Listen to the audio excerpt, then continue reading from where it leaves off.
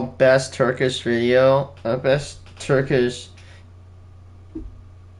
I didn't know why my screen went black. Safety video. Step 2. Don't be afraid to use shameless celebrity cameos in your safety. It is illegal to smoke on this flight, including electronic cigarettes. Yes, it is. U.S. law forbids any smoking of electrical or normal standard cigarettes on a flight.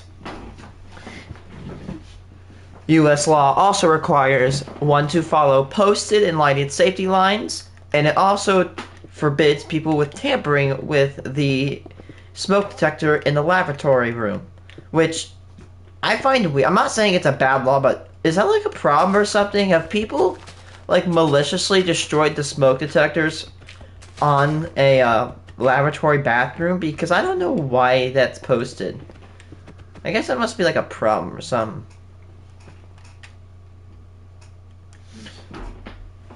It is also strictly prohibited to smoke in lavatories which are equipped with smoke detectors. So don't even think about it, hombre. You want to sit next to me? That's very true. You can't. Flight mode. All devices with no flight mode must be switched off. Like what's it called? Like computers. All larger computers, like laptops and Chromebooks, need to be switched and powered off. All handheld objects need to be powered to airplane mode. And I could definitely say that because I was literally on a plane yesterday. I flew from Seattle, Washington, all the way to Dallas, Texas, and then all the way up to Bloomington, Illinois. Oh yeah. Going back. Get back.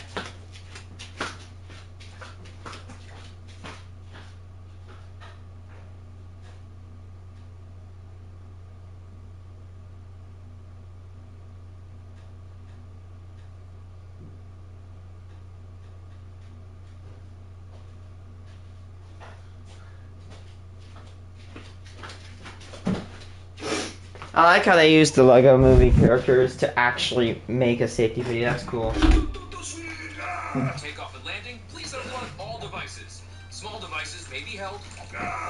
Large devices must be stowed.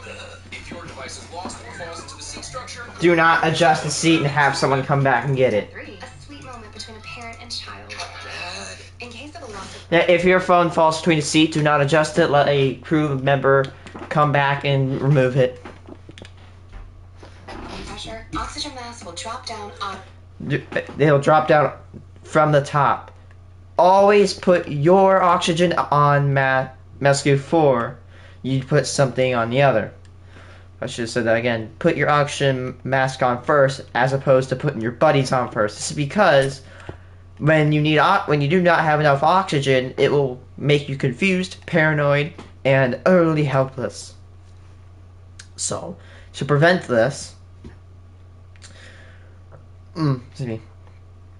To prevent this, you can. It's better to have yours on first. That way, you can start, clearing your judgment, and then you can help other people get their things on.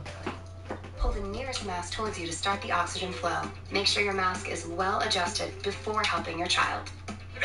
stop being weird. Step 4. It's not a flashy airline safety video without a song and dance. Nobody's stuck in everyone's head for the So what? Emergency exits. There's usually emergency exits on the middle part of the plane, the end, and the front. Yep, that's right. Front, center, and rear. The exit signs help you locate them. Locate the nearest sign, which may be behind you. Hey, there it is. Ow. In the event of an emergency evacuation, leave the aircraft following the exit signs and illuminated path along the aisle.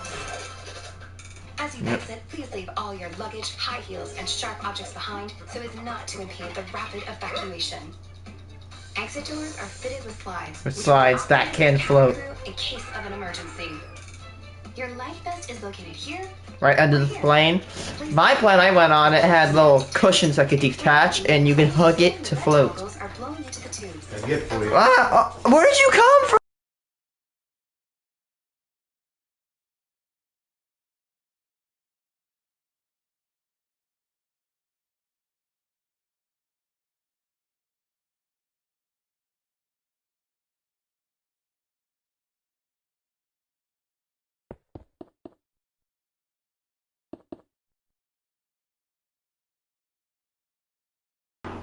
In contact with water, the cabin Yeah, crew right. life vest for infants. Please only remove and put the life vest on if instructed to, and inflate immediately. For takeoff and landing, close your tray table, open your window blind, and make sure your seat back is fully upright. Yep, Secure your that's footrest, true. Video screen and handset. Step 5. Overly earnest closing remarks. Thank you for your attention. For more your window blind. That is true. Still, you're a little, you have a little thing that you can pull down just for, moving. Stow it for taxi, landing and takeoff. That's really true.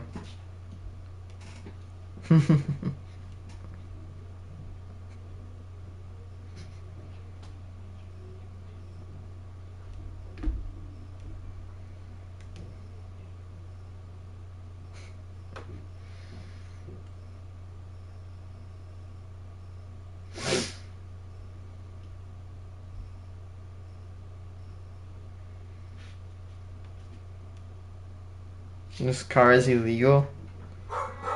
This is Merrick. This car is your illegal dog by living their best life Alban. with real deep. Let's see. Volkswagen was once king of diesel cars around the world, but it turns out everything they Oh, I already know where this is going. The controversy of the emissions controversy. If you don't know, they made these cars back in the day, and these cars, they had emissions problems.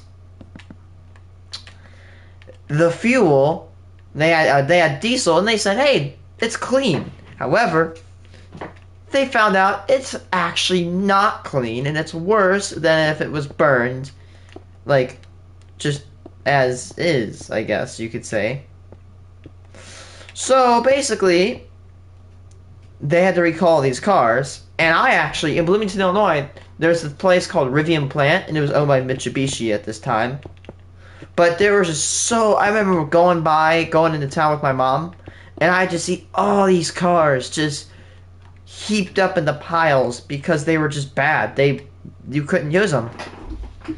Or they were just banned. Stuff like that. claimed about their cars were lies. And when the world found out what they were up to, it ended in billions of dollars of fines, countrywide bans of their cars, and for a few of the top executives, prison time. So let's dig into one of the largest automotive scandals in history and see how Volkswagen nearly got away with the perfect crime until a couple of college kids accidentally figured it all out. I'm Guff, this is Albon. Let's give away $1,000. Yes, that's right, we're giving away $1,000 to a random subscriber who drops a comment below, so don't forget to hit that button and drop us a line. Now, before we can dive into Volkswagen's rap sheet, we need to take a little history lesson on diesels. Now, if you're a European, diesels are probably part of your everyday life. Many countries in the EU still have up to 70% of new cars sold as diesel variants. But here in America, it's a totally different story. Diesel-powered cars just aren't cool.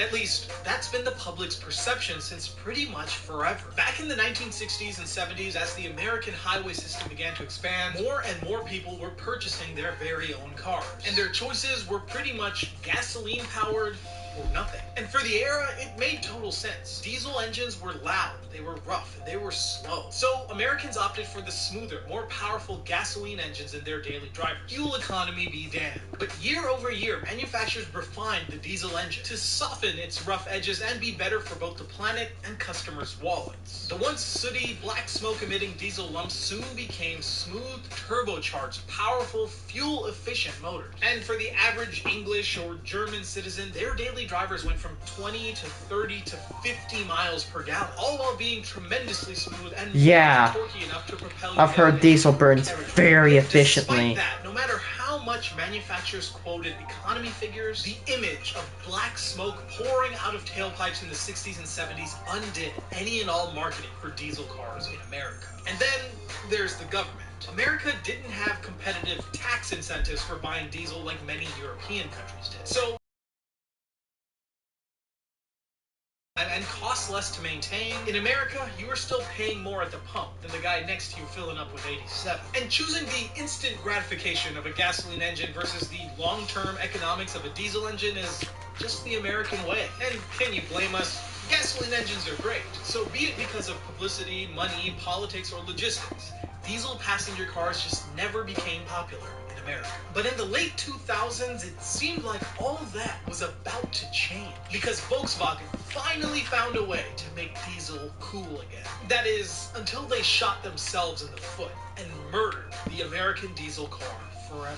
By the mid-2010s, Volkswagen owned 70% of the US diesel car market. And it wasn't just dumb luck. They did it by intelligently marketing their TDI cars. TDI, or turbocharged direct injection, was Volkswagen Group's line of turbo diesel engines in VW and Audi cars. And nothing about them was particularly groundbreaking. Hell, the TDI name first appeared in 1989, and the modern motors weren't a far cry from the original. But fast forward to 2008, VW found a way to reinvent their TDI technology without changing a single part on any of their cars. The Clean Diesel Marketing Campaign. 2008, as many of us remember, was a time of global economic crisis. Businesses worldwide were seeing record losses, especially in the automotive sector. And with sales dropping further and further over the years, VW needed to do something fast to keep the ship from sinking. To add insult to injury, there was a massive spike in oil prices in July of that year. And already struggling Americans had to second guess whether or not to fill up their own cars. But where the world saw an economic obstacle,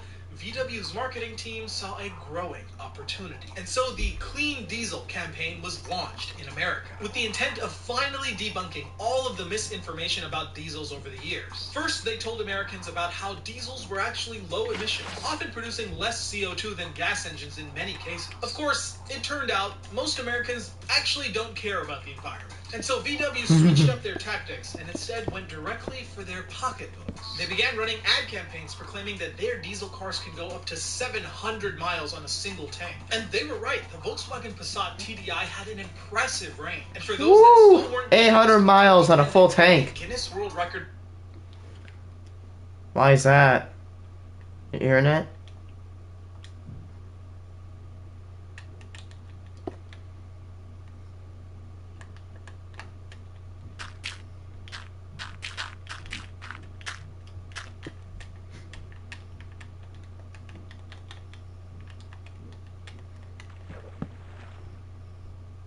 Oh my god, that's so bull. I hate that so much. That's what ruins every day when we have to play together, dude. That sucks. That needs to be removed. I miss it when they didn't care.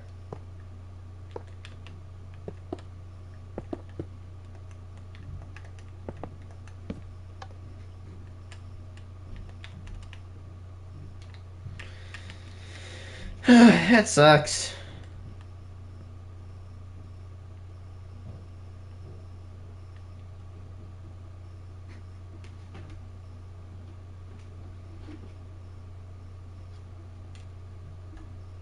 That's bullcrap. Your parents are restrictive beyond like a healthy limit.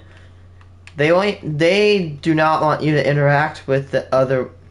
This is suspicious, dude. They don't want you to react or interact with the world at all.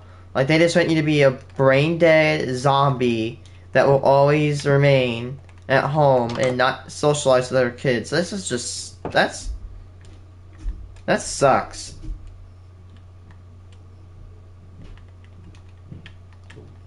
That needs to change.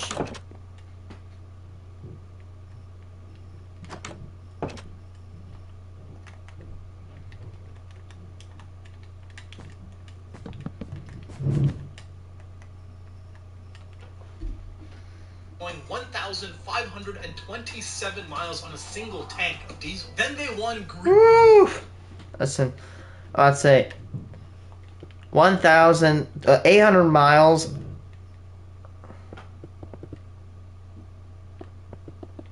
No kidding.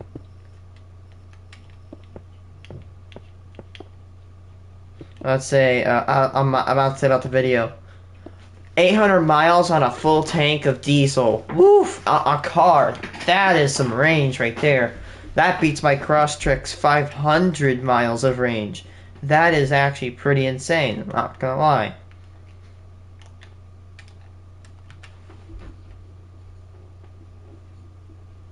Car of the year at the New York International Auto Show. And then in 2013, they broke another Guinness World Record by averaging 77.99 miles per gallon, the highest MPG ever recorded in a non-hybrid car. Volkswagen was pulling out all the stops, and it was working. Post-recession, money was tight for many Americans, and people's ears would always perk up when you said the word saving. So sales of TDI Jettas, Passats, and Beetles were soaring in the USA, and VW was raking in the cash. And then in 2015, Volkswagen released their Pièce de Résistance, their now famous marketing campaign, The Old Wives' Tale. Do you like Coogan? They employed the Golden Sisters, 3 elderly women who went viral after reacting to a particularly famous Kim Kardashian video. And their ad campaign was simple. The 3 sisters sat inside of a TDI Volkswagen and hilariously bickered over its misconceptions, debunking every single popular diesel myth in 15 to 20 seconds. It was truly the pinnacle of Volkswagen's automotive ad campaign. And all of it would have worked too if it wasn't for those meddling kids. Wait a minute. What kids? Well, you see, the ad campaign was abruptly pulled from TV and internet by Volkswagen, and rumors began to swell that there was an absolute hellstorm brewing behind closed doors at Volkswagen headquarters. All because 3 college kids at West Virginia University uncovered something strange about Volkswagen's diesel cars. Something that would go on to be one of the largest automotive scandals in history. Almost as scandalous as this segue to our sponsor, Manscaped. I've never seen a controversy more powerful than this one. Engines and emissions department. And they were awarded a contract for testing clean More diesel damaging, cars. more This is a pretty destructive. typical type of testing scenario, and so 3 students were tasked with conducting these tests on a variety of different diesel cars. A Volkswagen Jetta TDI, a Volkswagen Passat TDI, and a BMW X5 diesel. The goal was to see what the real-world emissions were from these diesel cars, to see how far the diesel engine had come in terms of environmental impact. So first things first, they took all 3 cars to get tested on a dyno using standard CARB protocols. CARB being the California Air Resource Board. The cars were driven on the dyno through some standard speed ranges, and the students placed equipment in the tailpipes to sniff out harmful carbon and nitrogen emission. And of course, all 3 cars passed with flying colors. Nothing out of the ordinary. So next up was the road test, mostly just to verify the results from the dyno. Same deal, standard speed ranges, equipment in the tailpipes, etc., etc. So the Volkswagen Jetta went first, and it failed horribly. Strange, but testing anomalies do happen once in a while. So they kept driving to make sure they had enough data. They drove all the way from San Diego to San Francisco, but still the car failed. So they kept driving all the way up to Seattle. But still, no matter what they did, the road test results were nothing like the results they got on the dyno. Okay, so perhaps maybe there was something wrong with this Jetta. So they got into the Volkswagen Passat and they took it on the same battery of tests. And after the entire cycle of testing, What? This. Off clean feel. Protection from mosquitoes. the Passat failed. Okay, at this point they thought there has to be something wrong with the equipment. 2 cars failing in a row, both with much higher emissions than the dyno test, it was just unlikely. And so in a last-ditch effort, they grabbed the BMW X5 and took that out in the same battery of tests. And it passed. Its emissions results were exactly the same as what they tested on the dyno. Basically, the results that they were expecting from the Jetta and the Passat. 2 Volkswagens, both producing much more emissions than they were supposed to, yet somehow both running clean on the dyno test. It was a puzzling result. And so the students decided to share their information with the California Air Resource Board and standardize these tests. The Air Resource Board was uneasy with these results, and so they decided to take matters into their own hands and redo all of the tests. And it didn't take long for them to discover something that perhaps everyone suspected, but nobody was brave enough to say out loud. Something that was too big for even the state of California to deal with. And so they brought in the EPA, and together prepared for an attack on a car maker. How in the world? That's impressive. When California purposely backs down, California is not even to deal with what If California is not even able to deal with a problem, that's how you know how big and vast it really is. Because California is a state with a lot of resources. Trust me. Well, a lot of resources, but it can't dump it into the San Francisco homeless problem.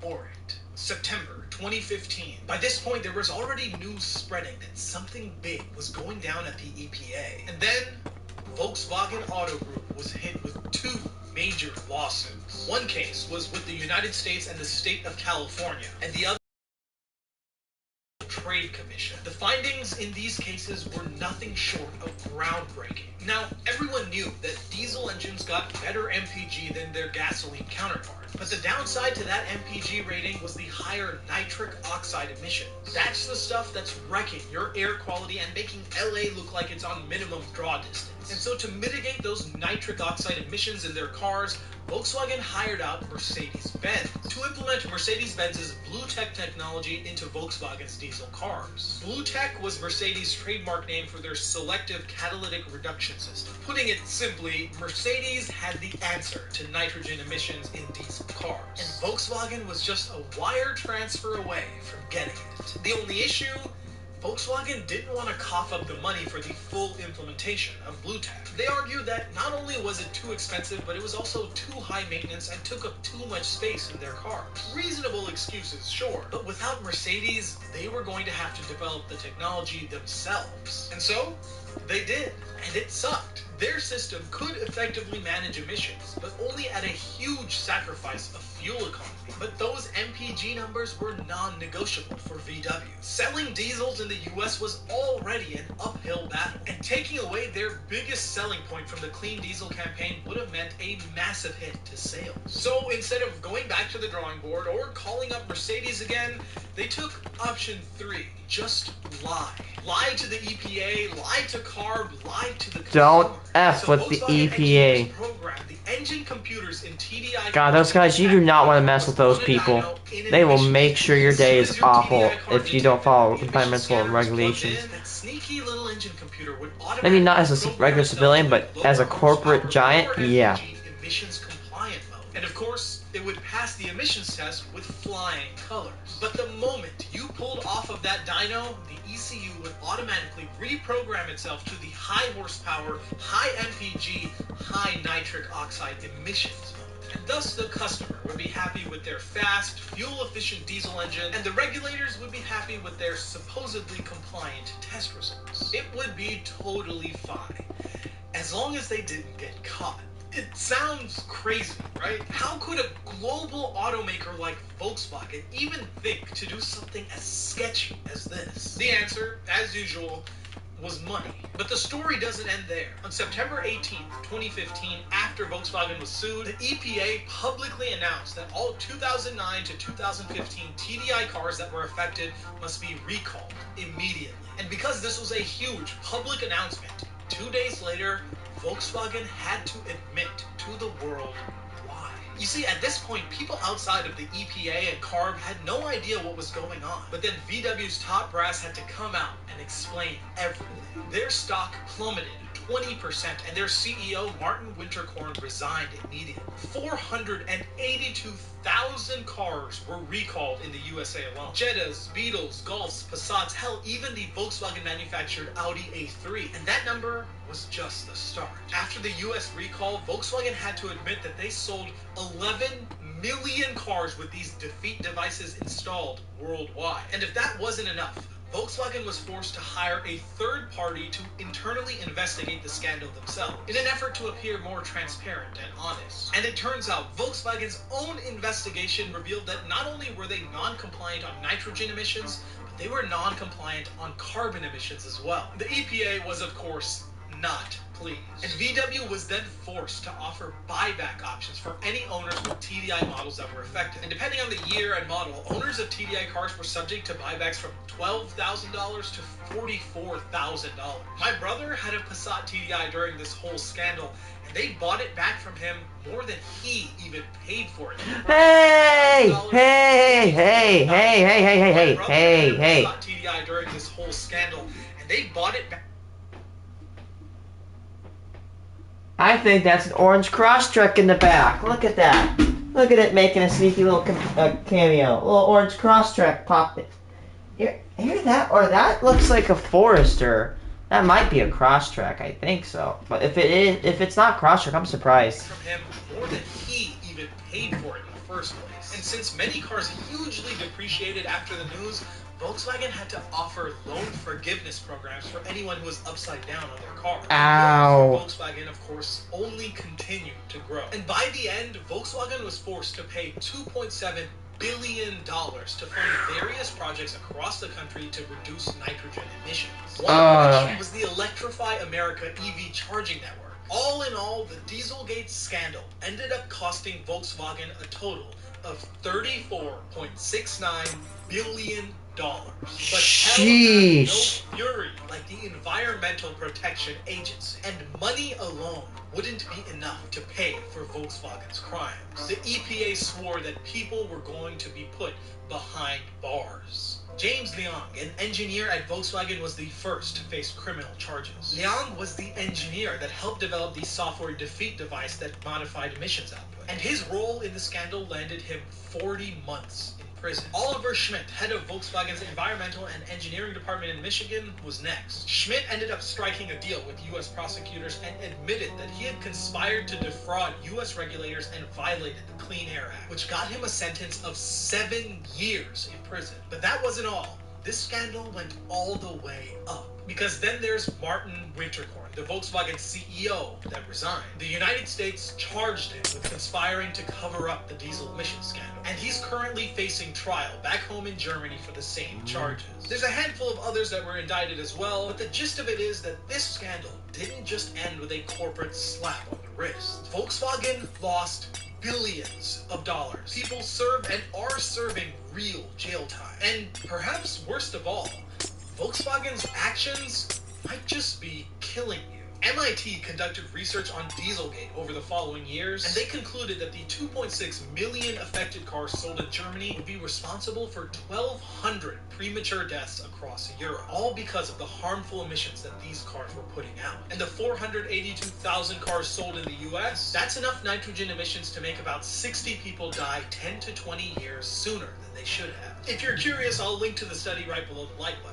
But where does that leave diesel cars today? Volkswagen technically wasn't wrong all those years ago. The perception of diesel cars in America was just plain false. Diesel engines can be environmentally friendly for what they are, and diesel engines can get better MPG than gasoline counterparts while still packing a punch in the performance department. But it just turned out that a Volkswagen diesel can't do both at the same time. Outside of trucks, there isn't a single new diesel car in the United States today. And in a time when fuel prices still create major anxiety in the hearts of American families, and alternative fuel choices are often talked about but never realized, all the more sad that an alternative option like diesel that has been proven overseas for decades was exploited and burned to ash by yet another case of corporate greed. Thanks for watching. Don't forget to subscribe and drop a comment below to win the giveaway. You can find us on Instagram or Discord at the links below. And be sure to check out Manscaped at the link in the description. I'll see you guys in the next one.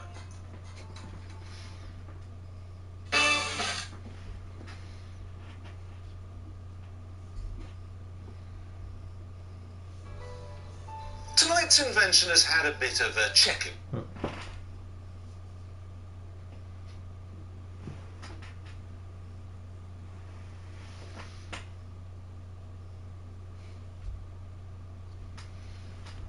Volkswagen was once king. Yeah, let's see if we can find some other thing. But it turns out everything they claimed. Ladies and gentlemen, in the red corner, weighing in, we have the reigning champion of in-home drilling. With its How has Spam stayed so popular? What the heck is Spam? The most famous meat that comes in a can. Some find it a revolting pile of sludge. Others swear by it as a delicious mealtime staple. But where did this mystery meat come from? And how has it stayed so popular? Today, we're uncovering the history of Spam. It's like this But before we get canned started, meat. be sure to subscribe to the Weird History Foods channel. And let us know in the comments below what other canned meats you would like to hear about. Okay, time to pull open this tin of salty treats. And we don't need sardines.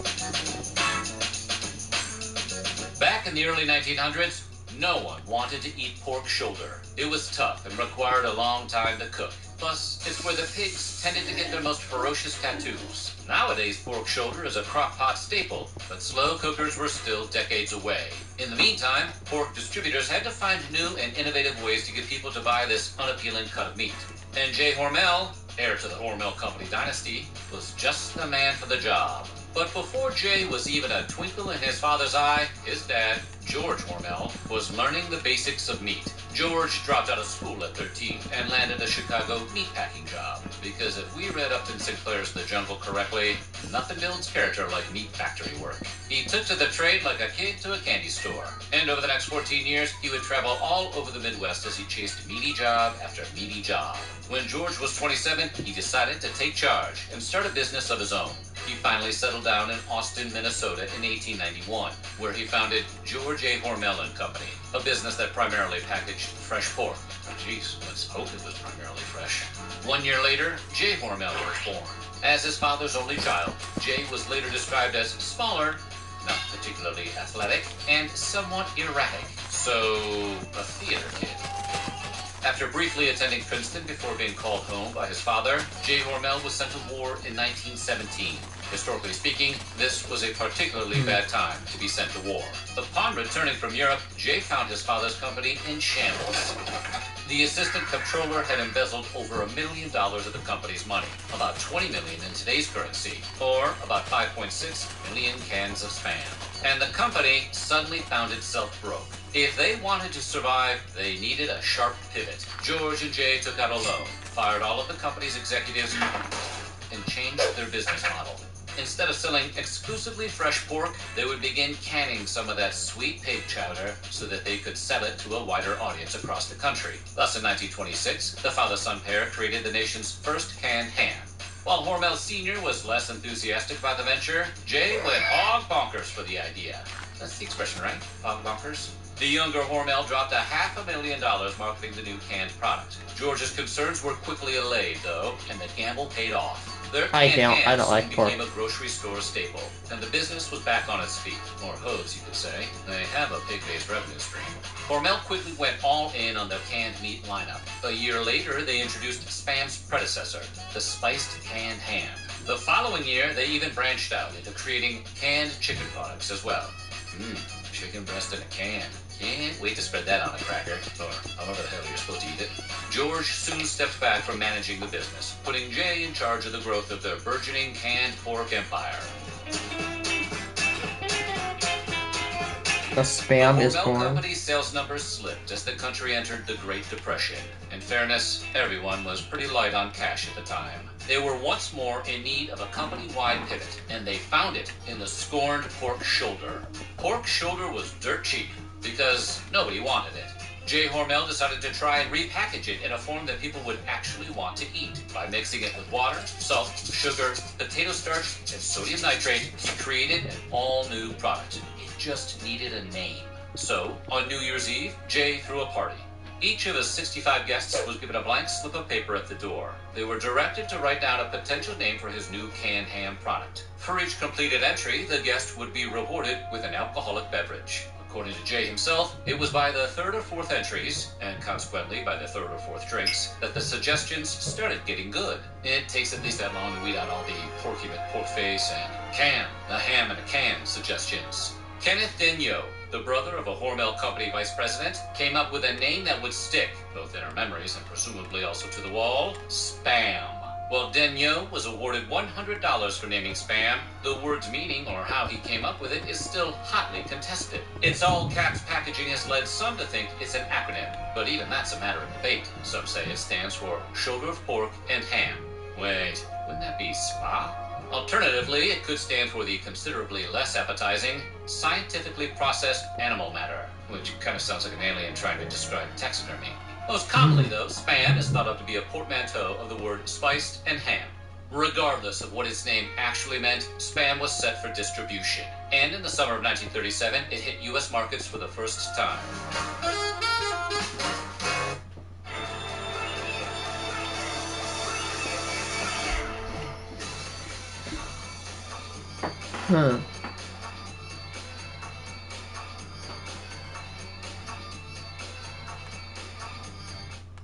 With the Wells Fargo Active Cash Card, you earn 2% cash back on what you want, like first date plans and need. No. Just my shoe. Like maybe shoes without laces. The Wells Fargo Active Cash Card. That's real life ready. J. Hormel captains Spam's launch. Leaning into his previous strategy of mass marketing the new product with a steady stream of radio and magazine ads, spreading the word about the salty new delicacy. Spam is that delicious meat originated and made only by Hormel. And within 3 years of it hitting the market, over 70% of urban-dwelling Americans had given Spam a try. Still, many suburban and rural consumers were wary of canned meat because they didn't believe that non-refrigerated meat could possibly be safe to eat. This is a healthy concern to have in the early 20th century. But fortunately for Hormel, the U.S. Armed Forces had no such reservations. World War II brought canned meat to the forefront of American life. The war is also notable for other reasons, but mostly the canned meat. By the war's end, over 150 million pounds of canned pork products had been purchased and distributed by the Army. That is a lot of cocktail wheels. Some soldiers said they were fed Spam up to 3 times a day during their deployment. Needless to say, many GIs were thoroughly over canned pork products by the time they came home. And while Spam was just one of many pork luncheon products that the U.S. Armed Forces purchased, Spam's name recognition caused it to receive the brunt of the military's ire. All those radio ads really did the trick. Popular military newspapers referred to it as meatloaf without basic training, and said that Spam was the real reason war was held. Some even rebranded the beloved Uncle Sam character as the derisive Uncle Spam. Spam became so disliked that some soldiers found alternative uses for it, including using its grease to lubricate their weapons and to waterproof their boots, and to keep the enemy from coming within smelling distance from the sound of it. Other nations were a little more grateful for Spam. Russia's Nikita Khrushchev said in his biography that Spam was what kept the Russian army from starving after the German devastation of Russian and Ukrainian agriculture. And many Russians came to refer to Spam as Roosevelt sausage. Hopefully that's a nickname and not what they thought was in it. In Italy and England, Spam even became a sort of currency that could be traded for all sorts of favors, ranging from manual labor to, shall we say, romantic dalliances. Still, the Hormel company was worried that war-fatigued U.S. veterans would want nothing to do with their product upon returning home, which was probably true. They braced themselves for financial collapse at the close of World War II. Fortunately for them, there seemed to have been a silent but loyal contingent of Spam-obsessed soldiers who brought their secret love of Spam home to their families. For many of those households, Spam soon shifted away from being a dinner-time centerpiece, and instead became the steady occupant of a breakfast side plate, like bacon or sausage, or those 2 slices of toast that nobody ever eats. During the war years, the U.S. government's distrust of Japan and of Japanese Americans led to the banning of deep-sea fishing off the coasts of Hawaii. Boat traffic coming in and out of the islands was viewed as a potential national security threat, so they placed heavy restrictions on who could come and go. This led to a shortage of fresh fish, and canned meat became the only way many Hawaiians could get good protein into their diets, unless they started eating quinoa, and who the hell wants to do that? It wasn't long before Spam became a local commodity, and Hawaiian residents were quick to incorporate Spam into traditional Hawaiian, Japanese, and Korean dishes. This led to the creation of Spam musubi, a Hawaiian take on onigiri that wraps together cooked Spam with rice and a piece of nori. There was also Spam fried rice, Spam wontons, and a dish called Spam lokomoko, which is a Hawaiian dish that traditionally contains white rice, hamburger, and fried egg, topped with brown gravy, and Spam. Today, the average Hawaiian eats almost 4 pounds of Spam per year, more if there were any contests. That's almost 7 million cans per year. There's even an annual Spam festival in Honolulu. It's called the Waikiki Spam Jam, and it boasts dozens of Hawaiian vendors, along with live music and in-costume Spam mascots. Listen, they are really into Spam down there. Meanwhile, in the mainland USA, Spam underwent an entirely different post-war transformation. After Spam was demoted to a mere breakfast side, the Hormel company upped its game, Jay, crazy like a canned fox, Hormel, lent his golden touch to one final marketing campaign, ordering the hiring of 60 talented female World War II veterans. Dubbed the Hormel Girls, the women would sing songs about Spam products.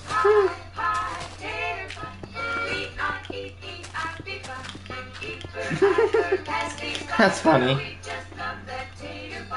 And traveled the nation to compete in local music competitions and participate in small-town parades. They even launched their own radio show called Music with the Hormel Girls, which was the 4th highest-rated show for the year 1953. It was really good, or there wasn't a lot to do back then. Jay Hormel passed away in 1954, but his strategy and legacy would pay off and grow Spam's reputation throughout the rest of the decade. And in 1959, Spam sold its billionth can. Try killing bugs the worry-free way, not the other way. Zevo traps use light, not odors. I have some of those. They're a little bit slow though. Trap flying insects. They work A continuously. little bit slow, and it took like 4 days to the first lice to even get to our place. Pork butt of the joke. Spam's growth continued into the 1960s as many Americans became more comfortable with processed meat products and began incorporating them into daily life. The spreadable can of former pig was finally getting the respect it deserved. But unfortunately for Hormel, Spam's hot streak was about to hit a speed bump in the form of a surrealist English comedy troupe.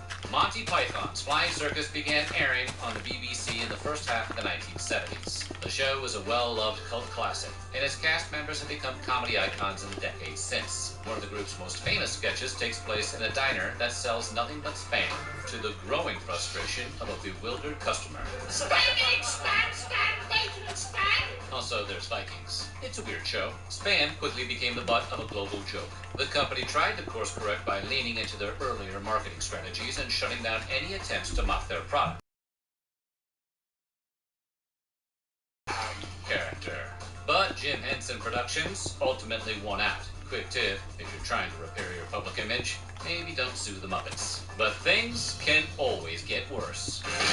The rise of the internet saw the rise of spam emails, a derogatory term for unwanted messages, named after Hormel's product. Really? There was no longer any use fighting against the widespread bad vibes surrounding spam. You know, I guess we really need to be with the joke. So they put out an official statement that acknowledged and embraced the unstoppable connection drawn between unwanted emails and Spam's canned meats. Hormel only asked that people refrain from using all capital letters when talking about spam emails. Wait, spam is supposed to be all caps? They even went on to sponsor Monty Python's 2005 musical, Spamalot, and presumably sent the Muppets an apologetic note and an edible arrangement of spam.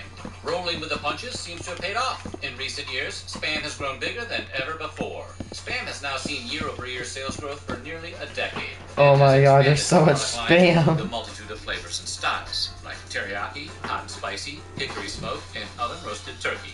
Wait, is it turkey-flavored spam or actual turkey? Well, not actual turkey. So crack open a tin and grab yourself a fork because there's a spam for every mood. There was even a limited edition pumpkin spice spam for those days when you really want to silence the break room. So what do you think? Are you a fan of spam? Let us know in the comments below. And while you're at it, check out some of these other weird history food videos. Hotel owners who went broke. In today's video, we're going to discuss some hotel hell owners that went broke. So, sit back, relax, and without further ado, let's get straight into the content, guys. We're starting things off with Vienna Inn. No, you Trying to get through the night tonight. No, you're acting. The crocodile tears there. Next minute's a laugh. Vienna Inn was featured in episode 2 of season 3. Situated in Southbridge, Massachusetts, the inn was an Austrian-themed hotel owned and run by Jonathan and Lisa Crack. Vienna Inn didn't quite sit right with the locals and had a poor reputation. They simply refused to visit the place. But here's an interesting little fact about the hotel. There was a rumor that spread largely due to the locals. Wondering what? Here's what people thought about the place. Going around, people say, "Oh, the Vienna, they're all swingers. It's a big brothel." It's just ridiculous. It's ridiculous. In truth, the basement simply had a fine wine cellar and a mineral spa. Really expensive stuff. This is crazy. I can't believe how much stock there is here. Oh my god. A lot of alcohol. Shout before entering the mineral spa. Mineral spa. Okay, now before you guys freak out, let's remind you that this was filmed around Halloween time. The first thing that Chef Ramsay came across during his visit was this. He didn't last very long, did he? We found our cat. Bloody hell. A dead cat and cabbage. Really? A dead cat? They for sure What? need Chef Ramsay's guidance. Anyways, Vienna Inn was clearly at a loss, and no, it wasn't just because of the rumors. Though they put on this facade of being this happy couple, they were anything but that. The couple often argued, and these arguments were heard loud and clear in the dining room. If this whole faking thing were not enough, they would also do this. They'll come down after the shift at the end of the night and they'll have cigars, have some drinks. The environment can quickly become unprofessional. Lisa would often make customers feel uncomfortable by saying things like, So go up to a table and ask them about like their sex lives. Oh my god. now let's go That's check the way big too dead cat personal. Chef Like, Ramsay no, found at the get entrance. out, please. So No one Vienna likes to Inn hear was all that. about creepy and odd decorations. Oh my Rooms were god. dated, and guess what? That is so embarrassing. Hey, do you want to know about my... Like, no one wants to hear about your... That's kind of disgusting. No one likes hearing about... The dining tables had a dead man's violin on it. That was actually from an estate sale down the street. A dead man's violin. No, Yeah, really, no. why not? Who would want to eat at a table knowing something as creepy as that? I don't want to sit across the table with my wife and look at a dead man's violin. Well, Bit freaky, no? When Chef Ramsay asked why she would even think of displaying something as horrendous as that, she said, yes, Yeah. but you'd have to have something in it to make up that white space. What would you suggest? My wife. You're gonna put her on the table? That's kind of scandalous. I'm so confused. What about some flowers? and we need to discuss the food. Was this good at the very least? Absolutely not. The food was awful and disgusting. They're terrible. Ugh. Food is so dated. It looks raw. They didn't even keep their kitchen clean. Bacon. No. Okay, I dropped it one shelf below. Instead of putting it where it belonged, I put it on the corner. Normally these things are pretty orderly. This is a complete cluster. Food was left sitting on the line for hours, the meat was cross-contaminated, and they even served frozen food. That's just so many red marks. That's bad. Febreze has a microchip to control scent release, so it smells first day fresh for 50 days. It's probably like 50 days, and empty this plastic. refillable means I'll never miss a day of I'm freshness. sorry, but it Febreze Pod. that's my guess. It's just empty plastic. It's just empty plastic. It's like one of those products that you take open. I don't know how to explain it. Kitchen, here's what Chef Ramsay found. That is bacon. Should be on a different shelf. And this here? That shouldn't be thrown there either. Absolutely none of the customers enjoyed their food, and Lisa just sucked at taking criticism. Here's how she responded to one of her customers. Do you want us to take the food back? I mean, this is like so disappointing that you felt the food sucked that much. You know, it's really, gosh, I feel like I want to pass out right now. By now, you can probably already guess how Lisa would treat her staff. She was rude and mistreated them all. Check this out. Rude. She texts me sometimes really rude text messages like, oh, you forgot this, or you forgot that, or why didn't you do this, and why wasn't this nice? This is crazy. She also expressed this. Oh, they haven't for many years, and it reminds them to not gain weight. What? So, how exactly can you expect the staff to be paid on time when the very same business forces them to buy their own uniforms? I mean, No. their own dresses. Nope. If I go to your work and you say buy your own nope, out. You're not getting my job. I'm sorry. Listen, you might see me as a greedy person, but no, that's not gonna happen. You're not just gonna say, hey, you can come here. Can you buy my $50 uniform? I don't care if it's like $2 or what. No.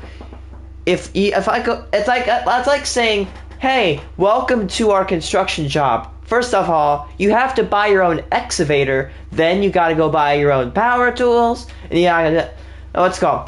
Now, for my restaurant job, I've bought my own stuff, but that's because I wanted to do that, not because I was required. Oh, you buy your own uniforms? Yes, we do. Stop it. Chef Ramsay realized that there was no payroll system and that the staff had never received their salaries at all. Also, they had to do this for their rights. Never. Asking for your salary. We have to ask. No. It was surprising to see that the staff still decided to work there. One of them even said, Yeah, I got $20 right now. That's all I got right now. Yeah.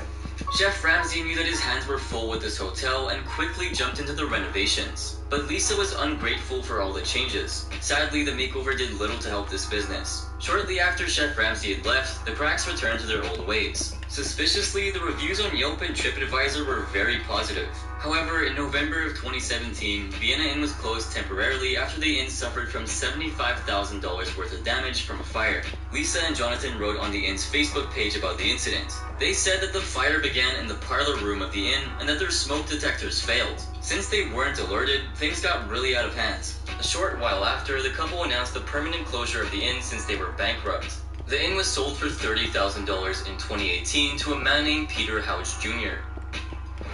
Up next is Monticello Hotel. What's wrong with this place? The business has been strangled. Yeah. It's been strangled by the owner.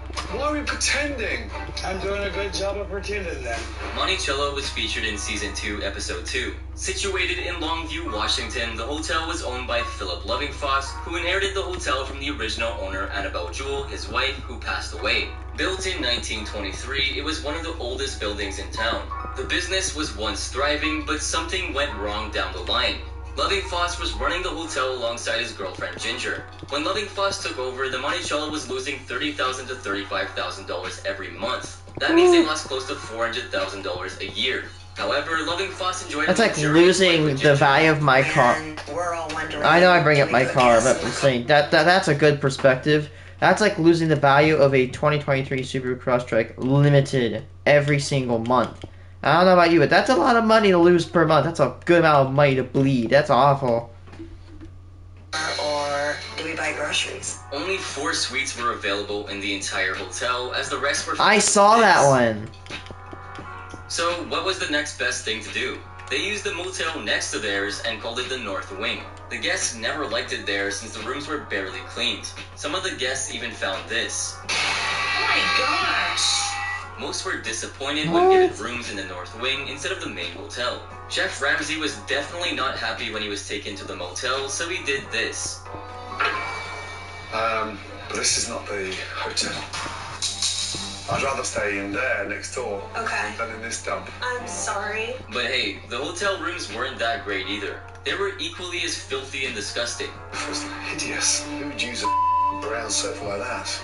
Oh my god, it gets worse in here. This bed, is this empty? No. The rooms are furnished completely with stuff from Philip and Ginger's room. Oh dear. All the staff in the hotel were overpaid and overworked, but on the other hand, Lovingfoss didn't mind showing off his wealth. He kept adding to his collections. But there was another major problem with Lovingfoss, and it was this. Good job, Jig, good job. We don't exactly mean that he was drinking in his room or at home, but he was drinking at work, Oh which made my his staff God. very uncomfortable. Debbie, who had worked at the hotel for 12 long years, said this to Chef Ramsay. When he's sober, I get along with him just fine. When he's drinking, I avoid him at all costs. Does he drink a lot on site? He does.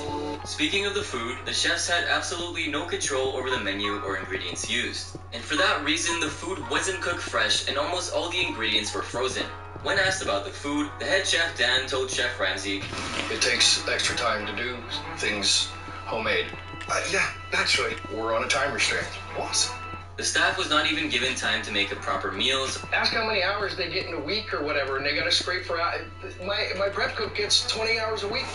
So they had to resort to... Cut celery in the bag. I get the boiled eggs in a bag, done, peeled. You buy in boiled eggs? Yes. So, of course, it was hard for the hotel to bounce back with so much negligence. Even though the staff was worried about their poor wages, long hours, and fear of losing their jobs, they were still loyal to the business. Post-hotel hell, with all the reformations in place, Monticello was doing great. The staff was regularly paid, their revenue increased, and Lovingfoss even joined the program to fight his addiction. Still, in 2014, Lovingfoss closed the restaurants and lounge at the hotel so that he could pursue other endeavors. It was not a good move, as the guests were unhappy about it. In September of 2016, the hotel was listed for sale and leased online after Lovingfoss ran into debt and declared bankruptcy. As of early 2017, Lovingfoss was no longer the owner. The hotel saw 4 different owners before it was sold by Marcus and Millichap for $8.22 million in 2020. The sellers bought the property and spent millions on refurbishing it. The hotel was turned into a 68-unit apartment with ground floor retail, private function spaces, and a grand ballroom fit for weddings and large private gatherings. Most apartment units appear to be studios/1 bedrooms with monthly rents of around $1,400.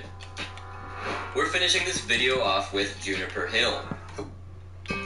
Why are there 2 extra seats? Are we getting 2 Great Danes? Maybe a dragon. How big is the property? is not Juniper Hill. Your biggest problem is in Robert. Juniper Hotel was the first business to debut on the show. Situated in Windsor, Vermont, the hotel was owned by Robert Dean II and his boyfriend, Ari Nicky. The inn was a beautiful 110-year-old hotel, and as much as it looked... This is the first scene. So this guy and his boyfriend. Yeah, I will say, not because of his love interest, but this guy was a piece of garbage. I don't like him. And there's one reason I do not like this dude's boyfriend. Why? Because he says, quote, they don't have to work here, after he forgot to pay their salary on time. Like, oh my god, I'm not surprised this dude went broke. His financial views and moves are not good, and it led him into a path of destruction. From the outside, it looked hideous from the inside. The inn was filled with so many antiques to the point that you could mistake it to be an antique shop. To be a guest at the hotel, you'd have to pay a minimum of $350 per night. So with such a high price... By the way, $350. Let's go. My parents dropped... Hold on, let me see. What is it called? Hold on, I'm sorry. I have to look this up. Google Earth. I stayed at a really good hotel, and I don't know if it was even this much. Hey, map style, everything, blah blah blah. Someone from San Francisco.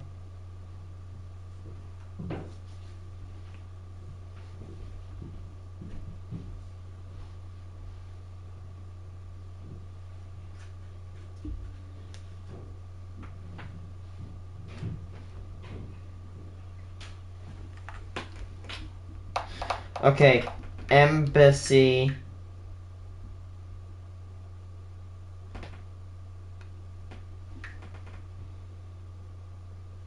And where was it? Embassy Suites, San Ra. Okay, so it costs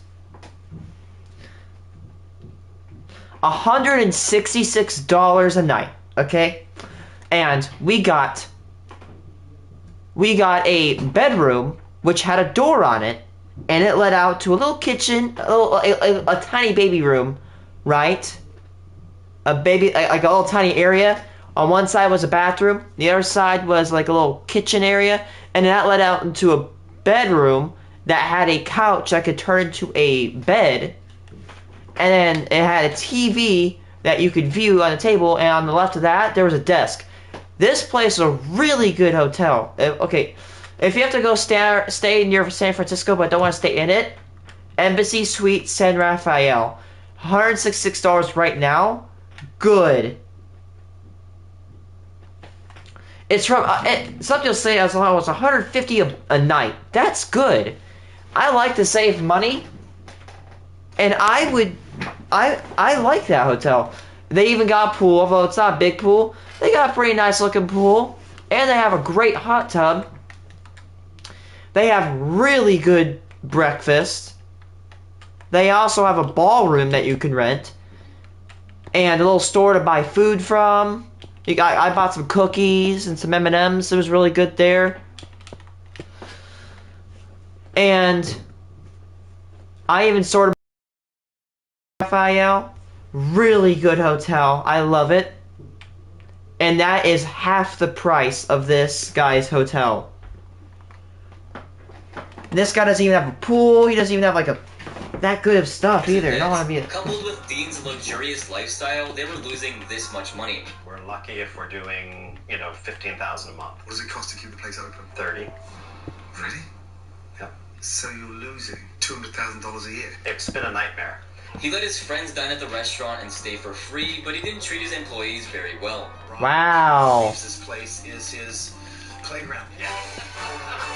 The playground for his friends. All the staff were underpaid, and whenever they got their earnings, it was always late. I've given you plenty of breaks. I work very long days, and I haven't been paid in 3 weeks. There's only been one paycheck that I got on time. Almost the entire staff is ready to walk out because they are tired of not getting paid. As for the wait staff, they didn't even pocket their tips. Doesn't this remind you of Amy and Sammy from Amy's Baking Company? He did too. You're kidding me. When the staff tried to express their feelings, the ruthless owners said, Bragging about making one plate is nothing to brag about. Excuse me. Excuse me? I am the boss. You can't call yourself the boss if you don't impay them. That's not what someone who's worked so hard would want to hear, right? Such ungrateful owners. To understand a little bit more about the hotel's issues, Chef Ramsay went to meet the inn's former chef, Ida. She said that Juniper was doing well initially, but suddenly everything went downhill. Ida even said this about her pay. I earned $40,000, $50,000 in one restaurant, and now I'm down to earning $15,000. Were you paid on time? Not very often. She even revealed something that left Chef Ramsay in shock. She said, Did you ever use your own money to buy things? All the time. And then I would have to demand to be paid back, or we weren't going to open for dinner. It's insane. While the staff struggled to survive, Dean enjoyed his life with Nikki in a $100,000 RV. We have a motor coach to the side. And where'd it come from?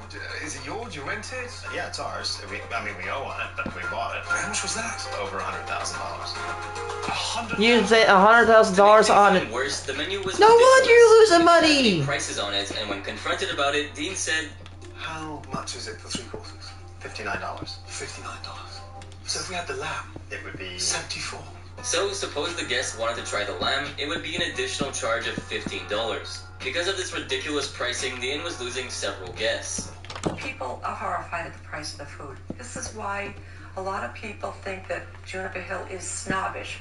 But Dean only had one thing to say about it. He said, We're reservation only, though, so nobody walks in. We don't have walk-in. How can you expect to appeal? Reservation only? No. People to What do you mean, appropriate people? People who can afford $59 for 3 courses. Appropriate people? What a snob. Wow. And guess what? It's The meal wasn't even he's got the you have to be rich and do there. It's not even cooked properly. I'm arrested. I always get nervous when you see white fat like that on the side of the chop. It's pretty raw in the center. That's going straight into the trash. And no, it's not just the food. Dean didn't even bother with the hotel's maintenance. The room that Chef Ramsay was given was unpleasant. It smells like raw sewage. We had a plumbing issue, and It's like someone shot under the bed and... how much? This room goes for $350 a night. Oh my god. $50 for a room that smells of shit. And the reason why it was so awful is that it wasn't cleaned in months. Juniper Inn was home to the 2 most delusional owners Ramsay has ever seen. However, thanks to his years in the hotel industry, Chef Ramsay was able to bring this hotel back on its feet. So what happened to this place post-Hotel Hell? And they're not the only ones. While Robert and Ari are living the dream, their staff are living a nightmare. By the time the show aired, several of the employees shown in the episode had left the motel, and the restaurant had a new chef. After the show aired, the owners claimed that the phone lines were busy and that the bookings were up on their Facebook page. As for the reviews, we found mixed feedback on Yelp. Most spoke ill of the staff and food. In April of 2014, Dean and Nikki closed the hotel permanently after racking up $1.1 million of debt. Robert Wow. Dean said in VN News that he and Ari Nikki were at least 6 months late on their mortgage. According to bank reports, Dean and Nikki owe $1.1 million to the U.S. bank. According to town manager Tom Marsh, they also owe Windsor $80,000 to $85,000 in overdue taxes. Kenny Lucci and her sister Brenda Bradley purchased the hotel for $400,000 in 2015. They plan to invest another $500,000 to bring it up to code. They informed reporters that the place had been left in disarray when they purchased it. The hotel reopened as the Windsor Mansion Inn and has excellent reviews on TripAdvisor.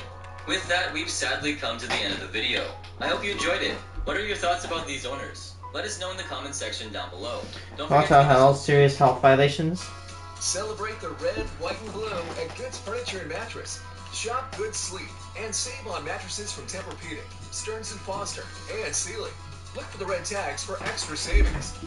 Hello everyone, welcome back to the Film Insight channel. In today's video, we're going to discuss some Hotel Hell businesses that had awful health code violations. So, sit back, relax, and without further ado, let's get straight into the content, guys. We're starting things off with Curtis House Inn. My staff here, you don't. You make people feel uncomfortable. The girl that had bathroom issues but didn't clean it up.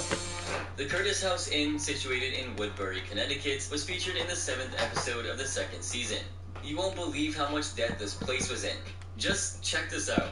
Right now, I would say we're about $100,000 in debt. Unfortunately, the business's regression had created friction between the siblings that owned it. To remedy this issue, Chef Ramsay was called in to bring the place back on its feet. When he first arrived, this is what he thought about the place. When Chef Ramsay arrives to the front desk, he finds out something very peculiar. Chef Ramsay was 4 hours early for a 3 p.m. check-in time, and he was told that there was an additional surcharge of $10 per hour. This is what he does as a joke. If I just take a little nap. Mr. Ramsay, it's really not appropriate. We're done. The famous chef walks up to the front desk and finds a book full of credit card details lying openly on the desk. Oh my god. I got the credit card details, everybody. I will have to call 911. By the time you call 911, okay, I've hacked into every credit card in this book. Dude. I made myself a fortune. Shirley, the lady at the front desk, forewarns Chef Ramsay about something in his room. You're really not gonna expect this. I can't believe you're going to be in room 16. Why? Because room 16 has a ghost in it. He was trying to leave the room. I'm not saying that as in like it's funny because I know it's weird. I believe in ghosts. Okay. Honestly, it must be the bloody ghost. Come on, Betty, let me out. Was the supposed ghost named Betty who haunted the place hinting at something? While in the dining room, he met TJ and her mother Trudy at the restaurant. Soon after, he was seated and served by Karen, the owner's niece. For lunch, Chef Ramsay orders this. Crab cakes. The crab cakes. Take some calamari and let's have a little toasted burger. How do you like it cooked? Medium rare. Medium rare? You're welcome. First, the crab cakes arrived and the dish was a disaster. Next came the fried calamari and it tasted awful. Lastly came the burger. In the kitchen, Chef Ramsay observes Chris, the head chef, and the owner doing something horrendous. Check out what he did. Hate mothers. The way he's treating these dishes. You're wiping plates with this. Now imagine using this. Curtis House Inn closed down in April of 2019 after being sold to new owners.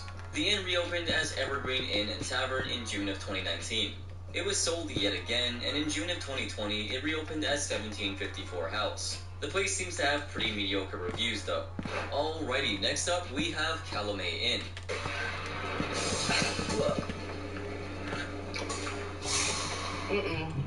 The Calumet Inn, situated in Pipestone, Minnesota, was owned by sisters Rena and Vanda Smirkovsky. This hotel was featured in the 5th episode of the 2nd season. When Chef Ramsay first entered the inn, this was his reaction. I'm prison with an ATM. My God. Hello?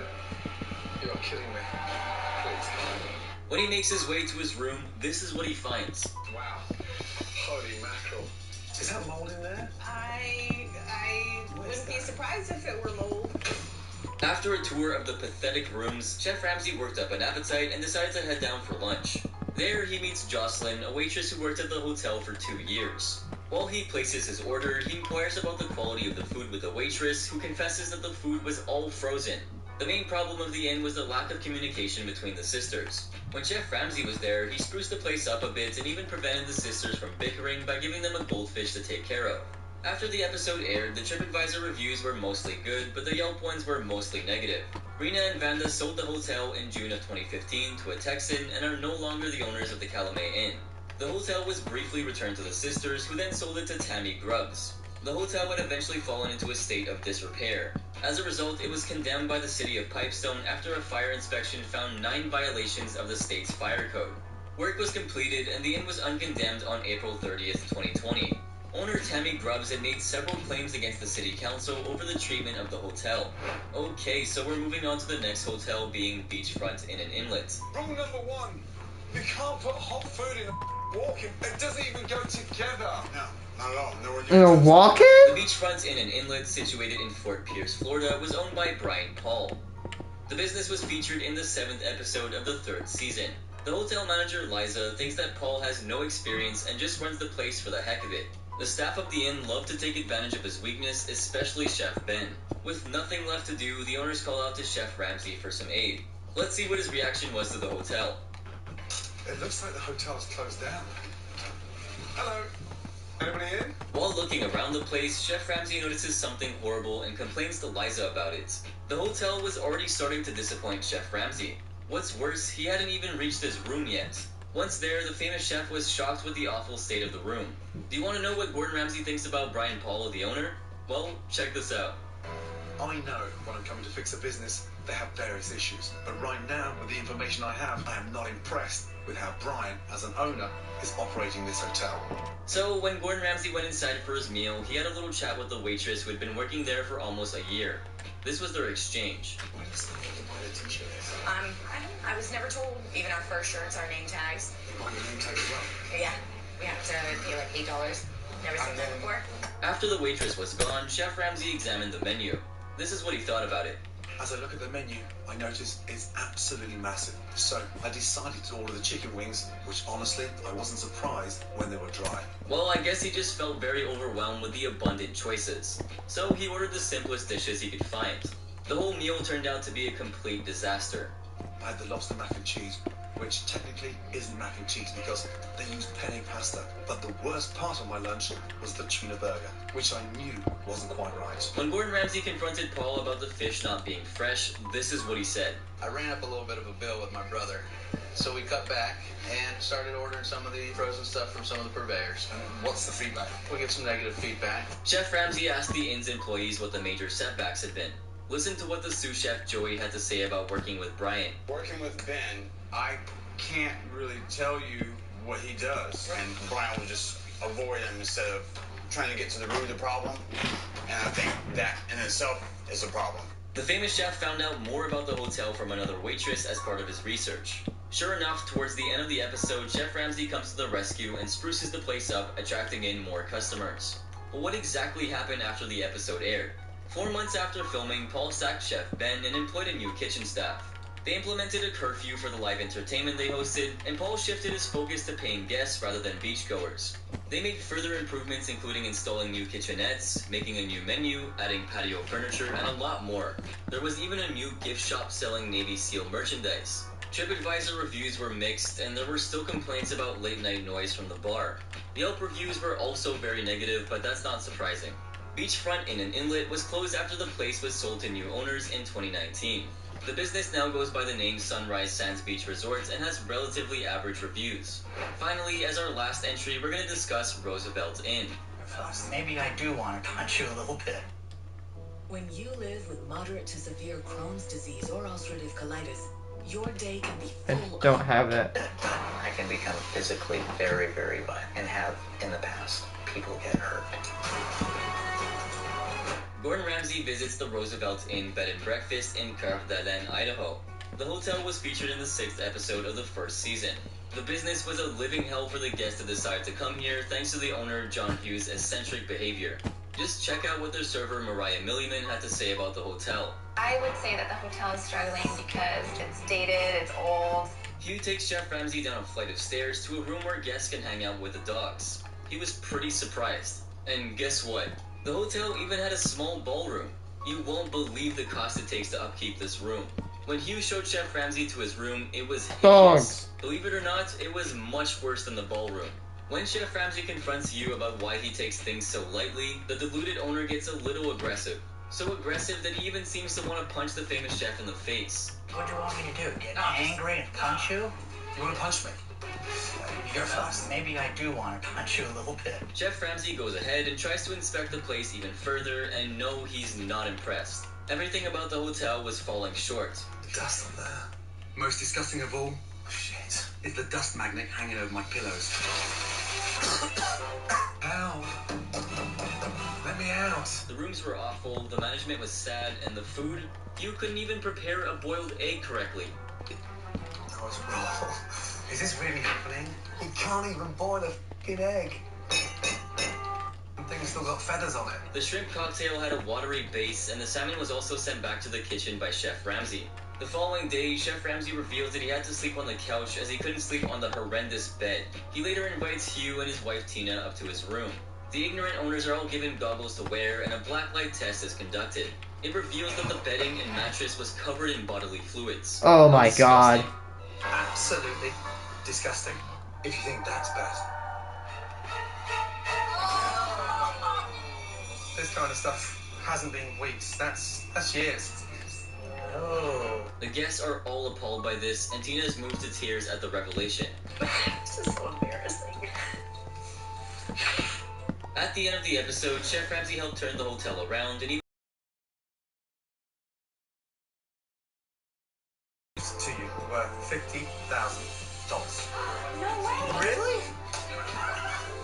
now got. So, what exactly happened to the hotel after the episode aired? Since Ramsay revamped the hotel, Yelp and TripAdvisor reviews seem to be pretty excellent. They've reported that business is better and that Chef Ramsay's changes have made breakfast easier and better for the guests. They've also kindly named the suite after Chef Ramsay. The Roosevelt Inn is one of the most successful hotel rescues by Chef Ramsay. As of 2022, it's the only hotel from Hotel Hell Season 1 to remain open. Tonight, the Roosevelt is fully booked for the first time in years, and the inn is back on course for success. With that, we've sadly come to the end of the video. Which hotel did you find to be the worst? Let us know in the comment section. You can make little chimneys out of that. Don't forget to give us a massive like and share.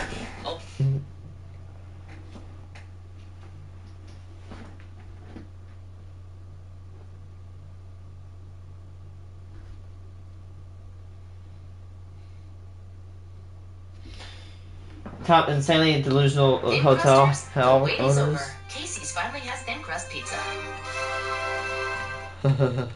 When the stakes are high at work, your tone matters. I love delusional owners. They're so funny.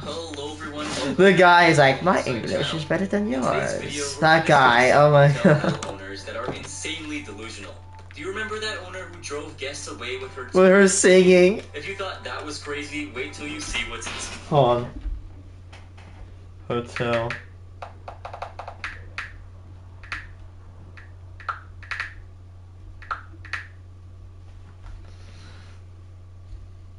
Who's the actor? Dreadfuls. No, you're the general manager. I'm the general manager. How long have you been working in hotels? Hotels will be 9 weeks. I've never been in a hotel, but I've always been in restaurants, full service restaurants. How does a restaurant manager become qualified to be a general manager of a hotel when you've never worked in a hotel before? It's not that complicated. Take care of the guests, check It's not that people in. complicated. I don't believe it is. I can do the work. It's not that hard. There's only like 6-7 things I need to learn. What are the major problems? The major problem is Callie is the owner. She's the major problem. Major problem. She is too controlling, and my hands are being tied. If you're not being allowed to do the job you came in to do, why are you here? I'm here because I'm emotionally invested in the place. How the fuck can you be Because emotionally invested when you've only been here 9 weeks? Well, my wife's been here all these years. Anytime somebody calls in sick, the first person they call is Mitzi. We've always thought it's a gold mine. We just can't figure out why we can't get people in the seats. The only way for Masson to be successful is for Callie to back out. What are these things here? The vinyl, we're disgusting. In fact, can we take this off? Do you mind? Instantly, it looks better, right? You do not need to be a general manager to make that decision, do you? No. Is there a server or? I'm gonna bring a server over right now. Please. And his or her name? Mitzi. Mitzi. Oh, it's your wife? Yes. How are you? Good, how are you? Let's order first, shall we? Okay. And then we'll have a chat. All right. What would you like? We are in New Mexico, aren't we? Yes, we are in Las I landed. Vegas. Tasted Tuscany. Yes. Why wouldn't you just go for a one stunning, delicious Mexican cuisine? I guess it's because she thinks there's enough of them. It's crazy. The prosciutto looks good. Okay. The chicken piccata, that sounds interesting. Okay. The lamb lollipops. Wow, it's not cheap, is it? $23 for the lamb lollipops. Thank you, my darling. Bloody hell. I got the prosciutto. I know good food. Thank you so much. Our food is really good. To be forewarned. It's like the cash all over my plate. Which normally goes with tomatoes. Yes. What's And that this do? is olives and anchovies. Popular dish? No. It's like vomit, I guess. Whew, dear, oh dear. Word got out that I'm in town, and the restaurant is starting to fill up with customers. I feel sorry for all of them. Wow. Here we go, my $23 lollipops. Being the longest member of staff here, what do you think's wrong with this place? I think Callie's reputation. Is it that bad? She's rude. She's rude. Mm-hmm. She's brass. She's short. She's not flexible. You think you get the picture? Thank you, my darling. Blimey, not what I'd call a loyal workforce. Fat. $23. Dreadful. Tough as fuck. Do you like lamb? I love lamb. It's tough, isn't it? A little tough and perhaps a little rare. A little tough. What is going on? Maybe you haven't got much hotel experience, but isn't this your forte, restaurants? Yes. Bloody hell. I'm finished with that. Thank you. I mean, dreadful. Absolutely, you can tell that. Is that lamb frozen? The lamb comes frozen, and we thaw. Can you find out where it's from? Yes. Lamb lollipops. No go. Lamb lollipops. So So far, nothing I've tasted has even a remote connection to the area. Nothing local, nothing authentic, nothing New Mexican. New Zealand. New Zealand land. That part's right. That part's right. Our chicken is piccata is non-traditional. Thank you for visiting us here at Masonic Museum. My name is Callie. I'm going to do just a little music for you this afternoon. A little rock number from Cher.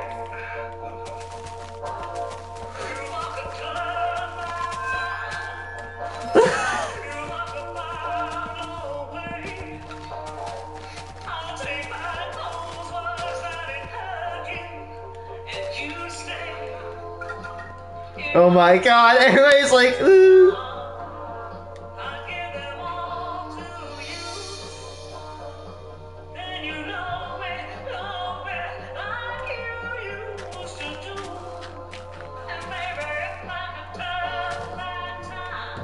Ladies, how are we? Nice to see you. I'm so sorry about the noise. I was not in the kitchen. Yes, a little bit much. I'm not too sure what's more scary, the food or the singing. What would you say? How are we, ladies? Tackle that fake bunch of crows.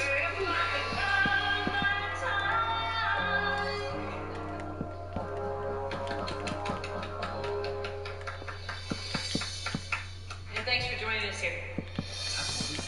Yes. That's not what you got here. No. She is not Cher. I am sorry. I had nothing to say. That's probably why I bought this place. That's hilarious. I love that. So, sit back, relax, and without further ado, let's get straight into the content, guys. We're starting things off with Richard Davis. Located in Applegate, Oregon, Davis and his ex-wife, Joanna Davis, struggled to keep things running smoothly. The couple had designed and built the lodge, but after their divorce, the family fell apart and so did their business. Having that much workload, stress was just unbearable. Davis as an owner was anything but impressive. All he cared about was the different ways to get high. While he always appeared very calm and composed, he didn't care that the hotel was $1 million in debt. Oh my Besides, god, that's Dusty awful. and Duke were not on good terms either. All the finances fell onto the shoulders of his wife, Joanna. Rather than helping Joanna with bringing their family together and add some life to the hotel, Davis was always lost in his own world. Applegate River Lodge, it's been a way of life here for my family for about 22 years. Davis went by the name Pa Butt. Technically, that's what he called himself. As absurd as that may seem, he was proud of it and even introduced himself to Chef Ramsay that way. Let's take a look at their first encounter. When Ramsay first arrived at the hotel, among all his senses, the first one to be triggered was his nose. The stale, pungent, and sharp smell lingered around the whole place. Once inside, Chef Ramsay was initially impressed by the hotel's lobby, but he couldn't stop thinking about the awful stench. Finally, Ramsay was greeted by a lousy Davis, who let him into his office, which occasionally doubled up as a party venue. Once inside, I think I know what he's talking about. Get up. Marijuana. What is that smell? I actually was taking a little walk through this area, and it was drug infested, I think, or it had a bunch of like smokers, or had a bunch of smokers, but they all went away. And I think it was marijuana, and oh my god, it smells like it smells like skunk. It is like you know it when you smell it. It smacks you, assaults your nose.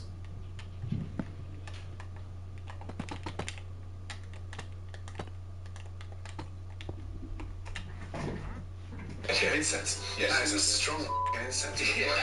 Chef Ramsay found something else upon closer inspection, which was a jar full of herbs. Davis tried to lie to Chef Ramsay by saying this. Yes, herbs. It's a medicinal herb. I love herbs, especially the freshness of them. You can use it for cooking if you want to do a really nice fettuccine. Okay. What's it like? Yeah, it's like a basil. But he was caught.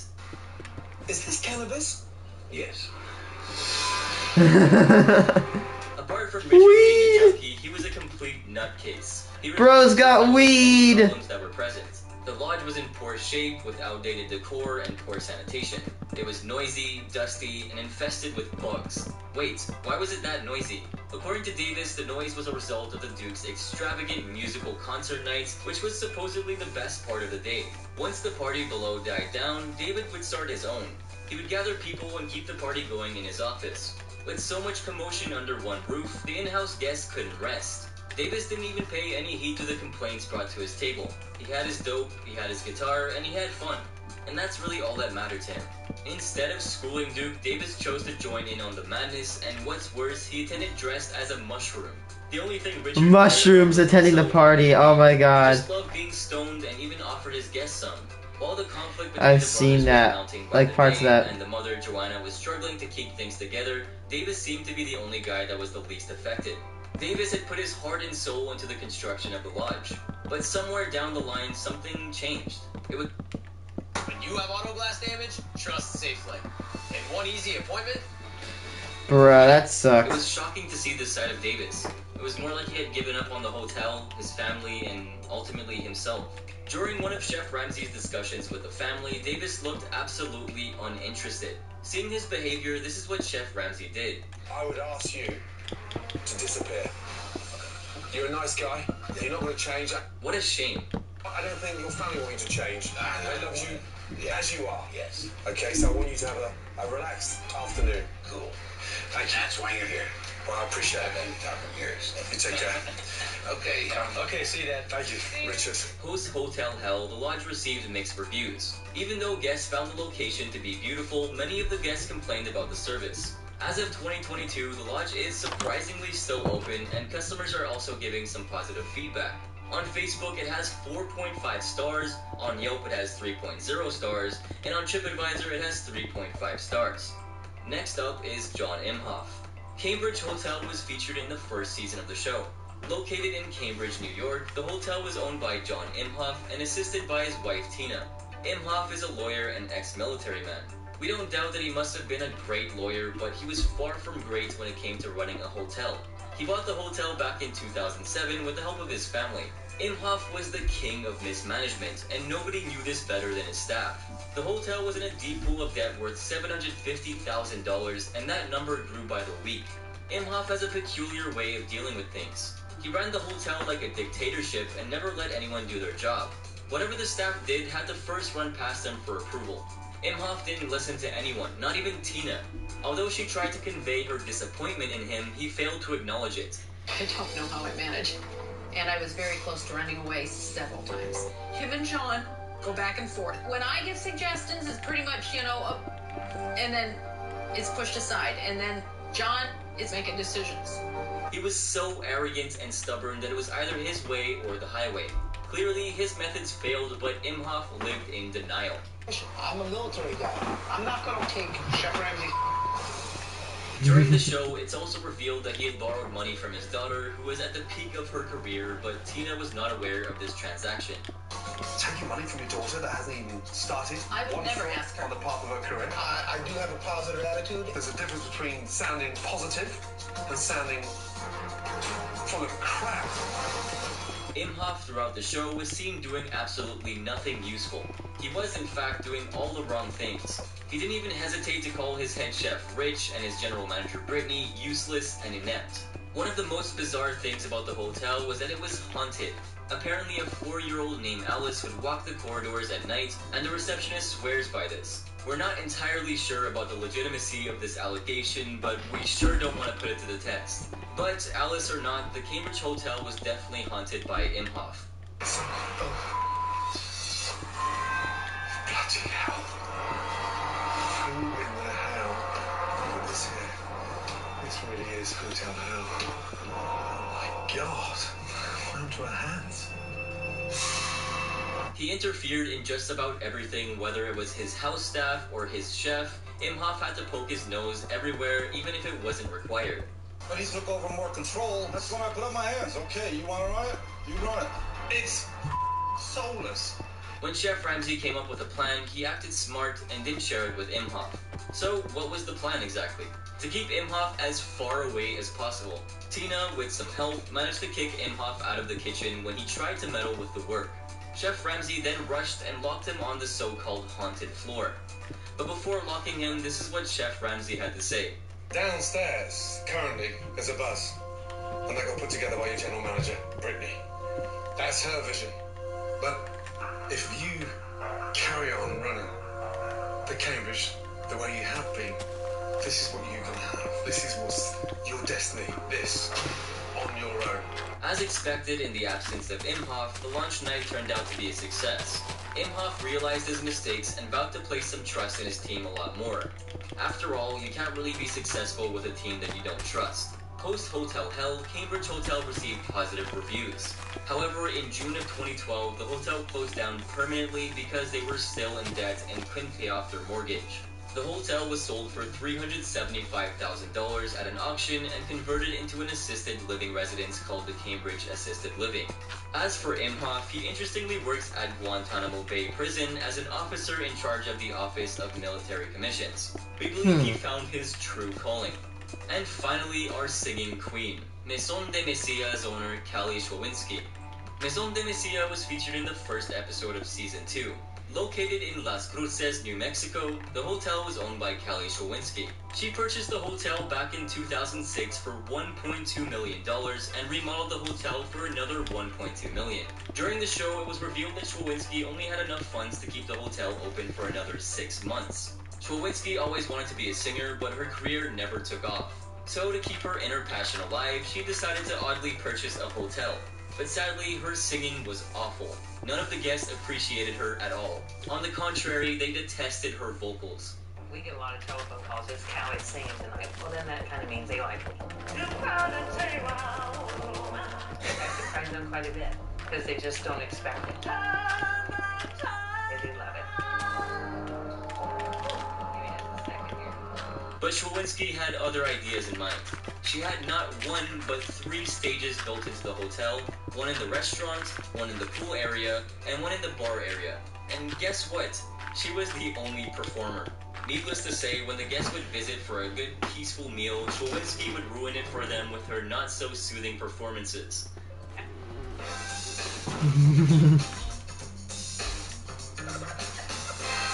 That's hilarious.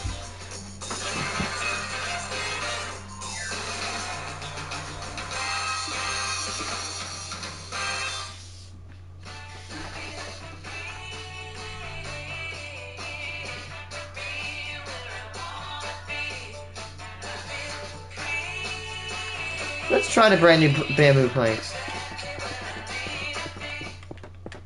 After that song, I need a little drink. During the show, Schwowinski was seen singing If I Could Turn Back Time by Cher, and sorry guys, but I have to say it, it was terrible. Like, really, really bad. Purchasing the hotel clearly didn't help launch her career. Instead, she became a laughingstock. Rather than focusing on the business and establishing it successfully, she drove customers away.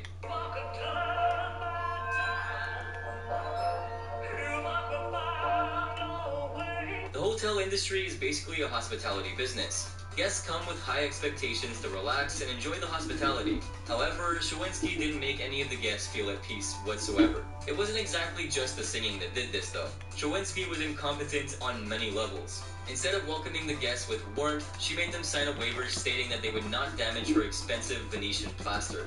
In other words, she didn't really trust the guests, which is very insulting. When Chef Ramsay was asked to sign the waiver, this is what he did. The owner's very concerned about the Venetian plaster? And she wants me to sign a waiver. Yes, To sir. say that I won't damage it. Yes, sir. Does everyone have to sign these? Everyone, yes. Why would I sign a waiver? I'm not sure why you'd want to sign a waiver. Yes, sir. I'm not going to sign that. The hotel also didn't have any visible signage, and guests often got lost on their way there.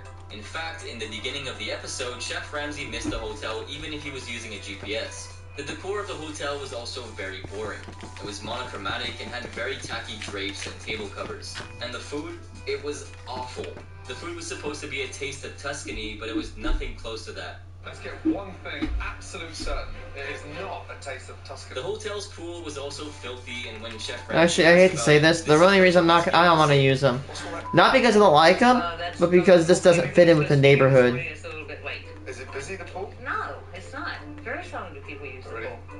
Mind you, I suppose it's like going for a swim in a prison. With so many issues under one roof, could the staff even be remotely happy? Absolutely not. The staff revealed that Schwowinski was extremely rude. Everyone's hands were tied because they had to follow what she told. Even though the staff wanted to make changes, Schwowinski wanted to stick with her stubbornness. She even finalized her restaurant's menu without consulting the chef. There was another obstacle in the hotel though, and that was the hotel's general manager, Zen. Zen spread rumors about an employee named Callie and badmouthed her too. The whole confrontation led to this. I've done nothing since you came in here but talk about me behind my back, try to set me up to fail every day. When Chef Ramsay took Schwowinski to meet the hotel guests for their feedback, one of the guests did this to make her stop singing. I would pay you $100 not to sing. When none of the guests expressed their desire to come back again, Schwowinski finally understood that there was a problem and was ready to make changes. Chef Ramsay and his team changed the hotel overnight, and boy did it look spectacular. If any of us were the owners, we would have been so grateful. But Schwowinski was not. He was actually upset and asked Chef Ramsay for the old tapestry and some plastic drapes. Hearing this, Chef Ramsay did this. And you start putting the tea on edge because you want plastic grapes. Here's what I'm going to do for you. In 15 minutes, I will clear all that furniture, okay? I'll put it back in my van, and this here, I'll put back in there. Before leaving, Chef Ramsay presented Schwowinski with something to make her stop singing. Wondering what that was? Here it is. This will give you 2 or 3 hours to defrost. Post-Hotel Hell, Maison de Messia reportedly boosted their sales. Schwowinski kept most of Chef Ramsay's changes, but also did some minor ones of her own. However, in August of 2014, the hotel was sold for $2.85 million. Schwowinski became a silent partner for the restaurants, and the reviews were pretty average. In March of 2017, the hotel was sold to a new owner. Now the hotel goes by the name Hacienda de Messia, and the reviews are positive. Now that you're completely done with the hotel business, we really hope you found your stage, Kelly. With that, we've sadly come to the end of the video. Which hotel owner, according to you, is the most delusional? Let us know in the comment section down below. Don't forget to give us a like and share. Also, hit the subscribe button to never miss out on our updates. Thanks for watching, guys. Do the thing with your neck.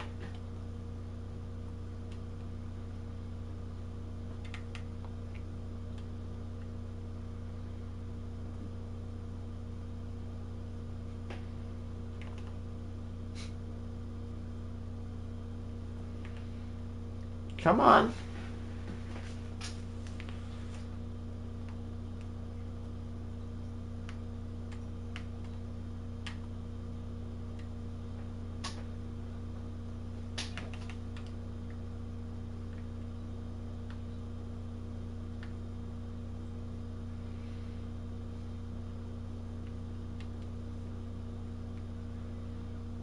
Wow, that's just how bad these flying mechanics are.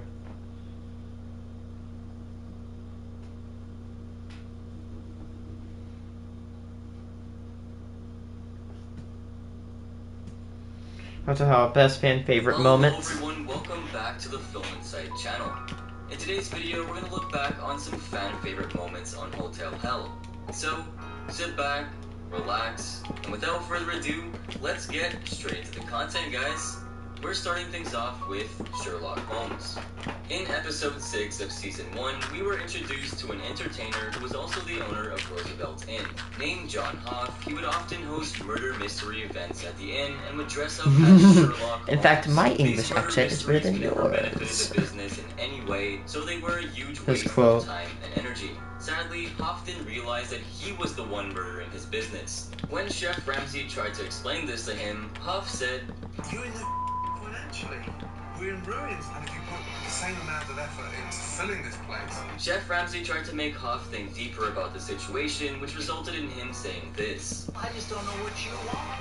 It's only your own stupidity to why we're in this far. Well, that is probably true. So then, man up. That's when things got pretty heated. Rather than accepting his faults, Hoff did this. You're not 10 years old. You need to grow up and stop running away from the truth.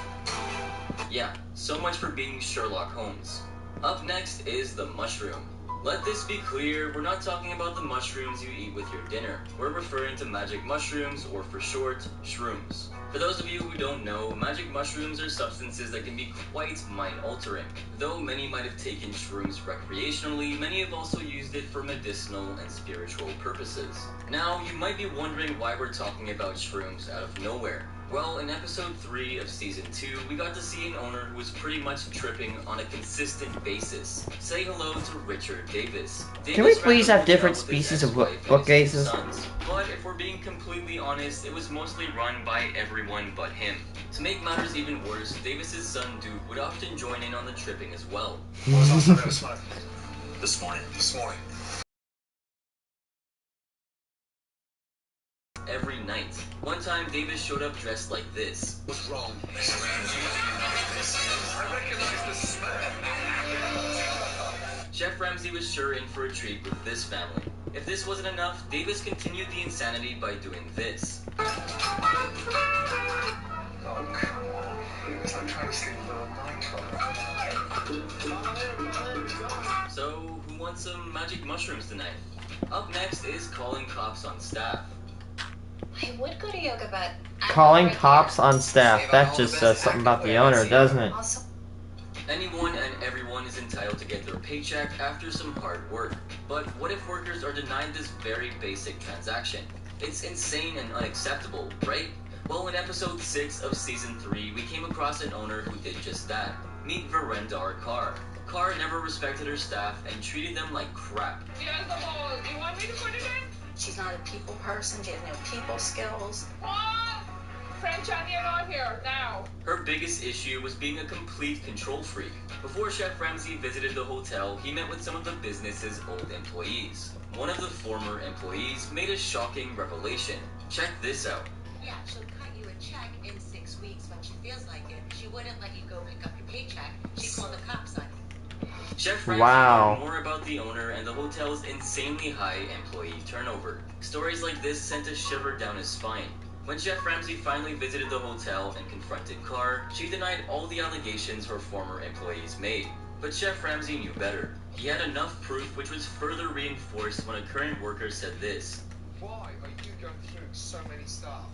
I don't know. You don't know. I think I hire people and, Oh, so it's them. Not good enough for you. yes. Indeed, she's Oh not my the kind of God. boss you want at your job. Coming up next, Not So Royal. In episode 8 of season 3, we saw a beautiful castle that was built and owned by Jim and Martha Landau. Chef Ramsay was impressed with Landau's Mohican castle, but the big question is, was he treated like royalty? Spoiler alert, nope, he wasn't. Instead, the famous chef felt the opposite. First, he saw this. That makes so dusty. Who's in charge of cleaning? I'm slacking on my job. And then he found this. Oh, these flies. Flies? Bloody hell. So many flies. That. So many peaches. So you relax and take your cigarette breaks. The food should have tasted divine, but here's how that really went. Some people It's a roll in the little middle. slimy almost. And knowing Jimmy, I've never cooked a filet mignon. Trust me, my expectations weren't high. The funniest part was that Jimmy, their chef, didn't even know how to cook a filet mignon. This is how he managed to cook one. Let the fillets in a hot pan. Chef Ramsay was joined by a couple who wanted to sample some of the food for their wedding, and it wasn't really what they expected. The disappointed couple expressed their feelings and said, You know, it's an important day for us, and the food's really important, and it's like, I think about this, and I want it to be the best day of my life, and then it's disappointing. not really the castle of your dreams, right? Let's move on to warning signs. In episode 5 of season 5, we got to see another crazy owner named Ken Pashota. He was the owner of River Rock Inn, an inn with historical roots.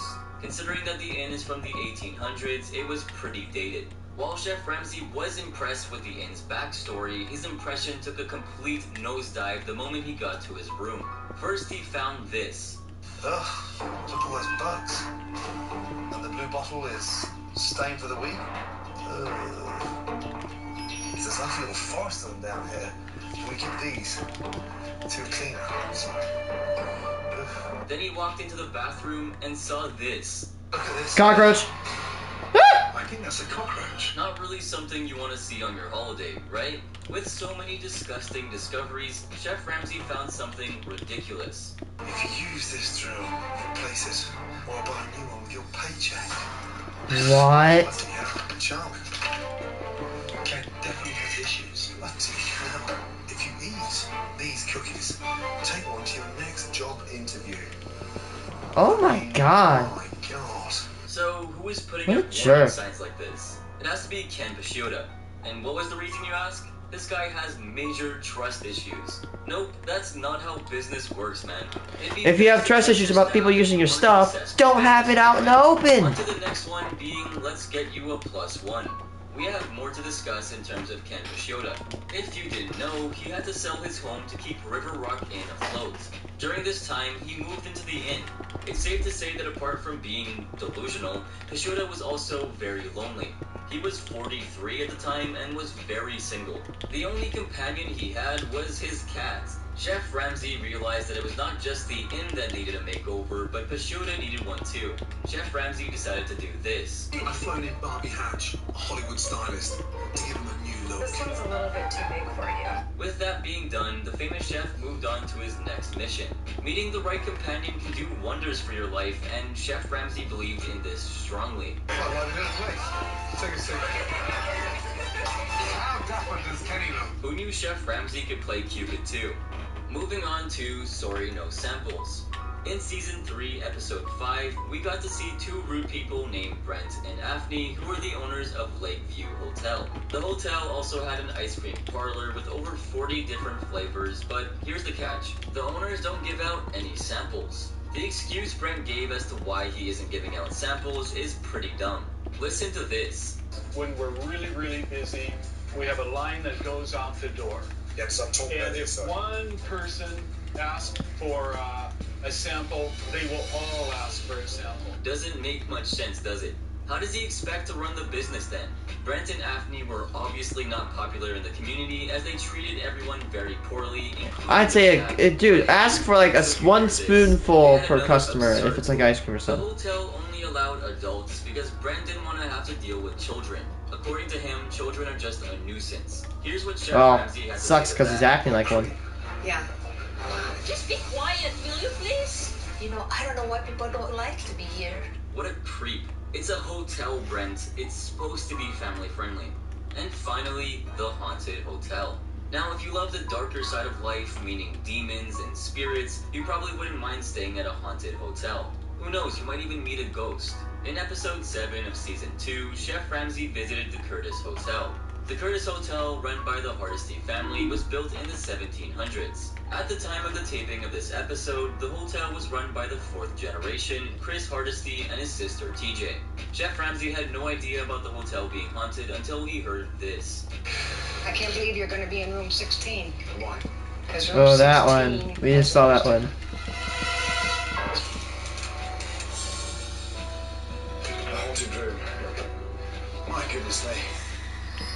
The room was totally disgusting. How was Betty staying there? The hotel's maintenance was so bad that Chef Ramsay got locked in his room. That's when he said, It must be the bloody ghost. Come on, Betty, let me out. I just want to get some lunch. in truth, we believe ghost or not, the business was undoubtedly being haunted by Chris and TJ. They're terrible at managing the place. What do you think? Do you buy their ghost stories? With that, we've sadly come to the end of the video. Were any of these moments your favorite? Let us know in the comments section down below. Don't forget to give us a like and share. Most dramatic moments on a hotel. I got Botox Cosmetic for the first time. Oh my god. I was concerned the most about were on my phone. Hello everyone, welcome back to the Film Insight channel. In today's video, we're going to discuss some more of the most emotional moments featured on Kitchen Nightmares. I don't trust them anymore. It's taken a while for me to kind of like, you know, but, sorry. Hey, please. I am absolutely at the end of my rope. I don't have anyone to lean on. I really don't. I just want the truth. This is the truth. I would be better off as a brain surgeon than you running this restaurant. So, sit back, relax, and without further ado, let's get straight into the content, guys. Seascape. That Cajun salmon? You still want the sauteed spinach and the pesto, or? Yeah. Seascape Inn was a part of Season 1, Episode 4. Situated in Islip, New York, the restaurant was opened in 1962 by Irene and her late husband. Later, Irene and her son Pete took over the business. Seascape was once one of the best restaurants. Kitchen Nightmares on was Long track Island, though moment. At the time of the episode, they were in a sinking hole. They needed about $800,000 to $1 million to save the inn. Talk about a train wreck. Irene and her son Peter thought that the main reason for the loss in business was their head chef, Chef Doug. Though we cannot deny Chef Doug's incompetence, Peter was also a liability to the business. During a discussion between Chef Ramsay and the two owners, Peter was exposed for not stepping up to the plate. He was too scared to even confront the staff for their mistakes. It's extraordinary. Stop there. Come in. How f***ing can you walk past that shit? Pay them to work in it. I mean, you just spilled a bucket of tomato sauce. With this kind of cowardliness, the restaurant was sure to sink even deeper. Why can't you say something to him about cleaning up his mess? Chef Doug does not listen to a word I say. What's more, Then fire him. and his assistant, Chef If Charlie, you're the boss and your workers are not doing what you are telling them to do, fire them. That is enabling them to keep on going with this unwanted behavior. Aside from being rude to the customers, they also treated the famous chef poorly. Take a look at this, for instance. When Chef Ramsay showed them how to make a fresh bass dish and asked them to taste it, Doug refused straight away. You don't want to taste? No, I'm good. Taste it.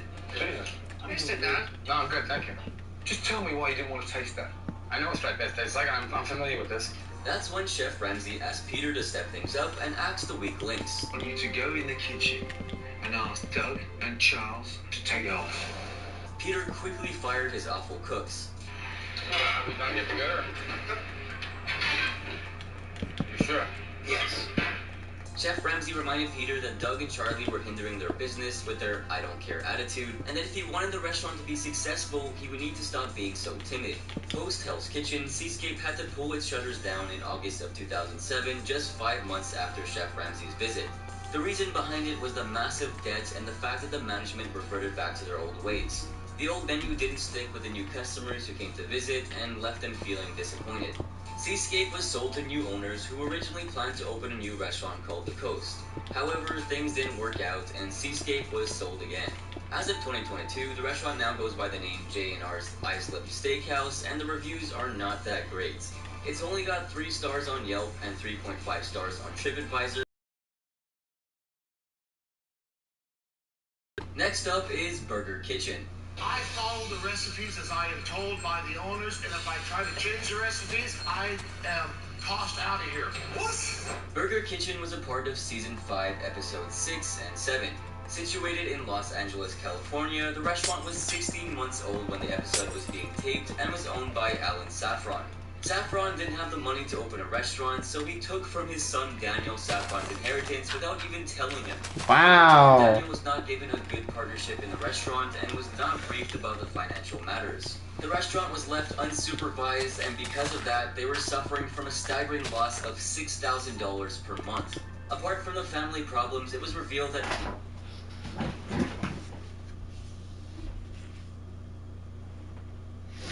I'm sorry. Without including my friend's face, this is Ollie. I was talking about him. It's a 3-month-old baby retriever puppy. Sorry, didn't know why.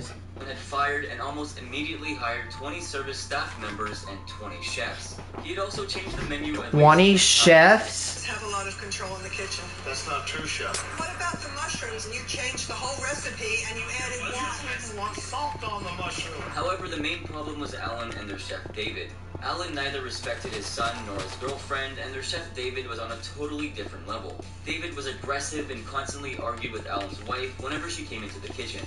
David does not like me. He doesn't want me in the kitchen. Oh my God, that woman Tends to gossip and blame me for a lot that's going on. Both Alan and his wife Jen were delusional and cared less about their son's feelings. Right, then greet, and then don't linger on the tables. I won't linger. You're mistaken about my dear mistake. During the show, it was revealed that Alan had threatened the Yelp reviewers by reporting them to the LAPD Hate Crime Division for posting negative reviews. Oh my God, butthurt. Stop caring about Yelp. He's trying to get you off of this shit, man. We're so obsessed with this becoming 5 stars, 4 stars. No. It's an arbitrary number, man. Alan believed that the restaurant went downhill because Yelp kept deleting the positive ones. You're missing my point completely. This is what's driving me nuts. Every single one of these people here, everyone, you. Why does he sound a little bit like Donald Trump? Like the voice. Who told them that there was a significant fallout between Wendy, his girlfriend, and his family. Danny is getting taken advantage of and he's being worked his ass off and he's not even given a chance to even like feel fat. Excuse me, Wendy, you don't have a right to be cruel. He was hurt that his family didn't respect her. Things became very emotional during the dinner service.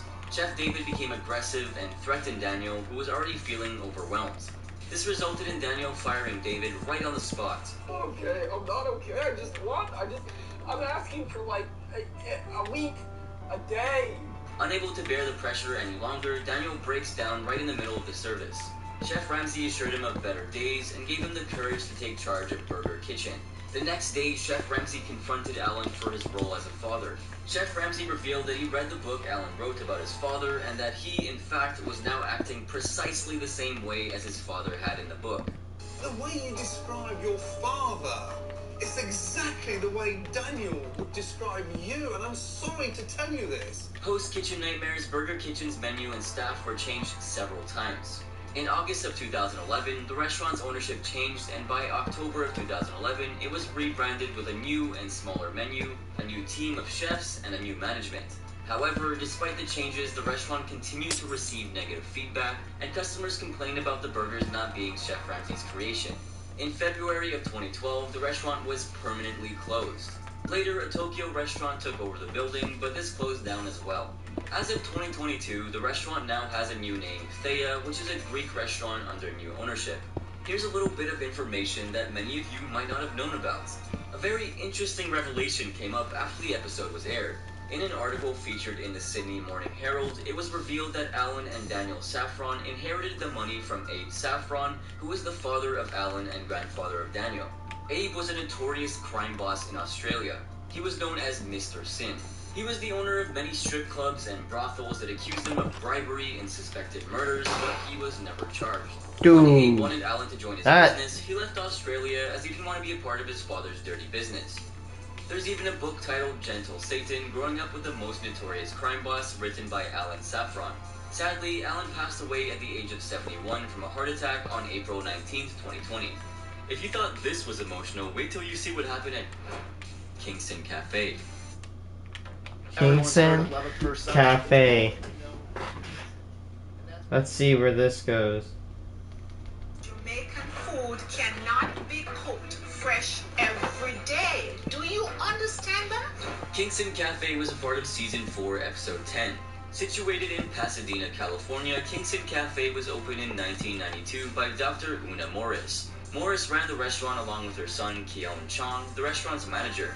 So, to be clear, the main problem with this establishment was Morris herself. Morris had a problem with micromanaging everything, and she never listened to any of the suggestions given by her son Chong. The staff too used to get pretty nervous around her.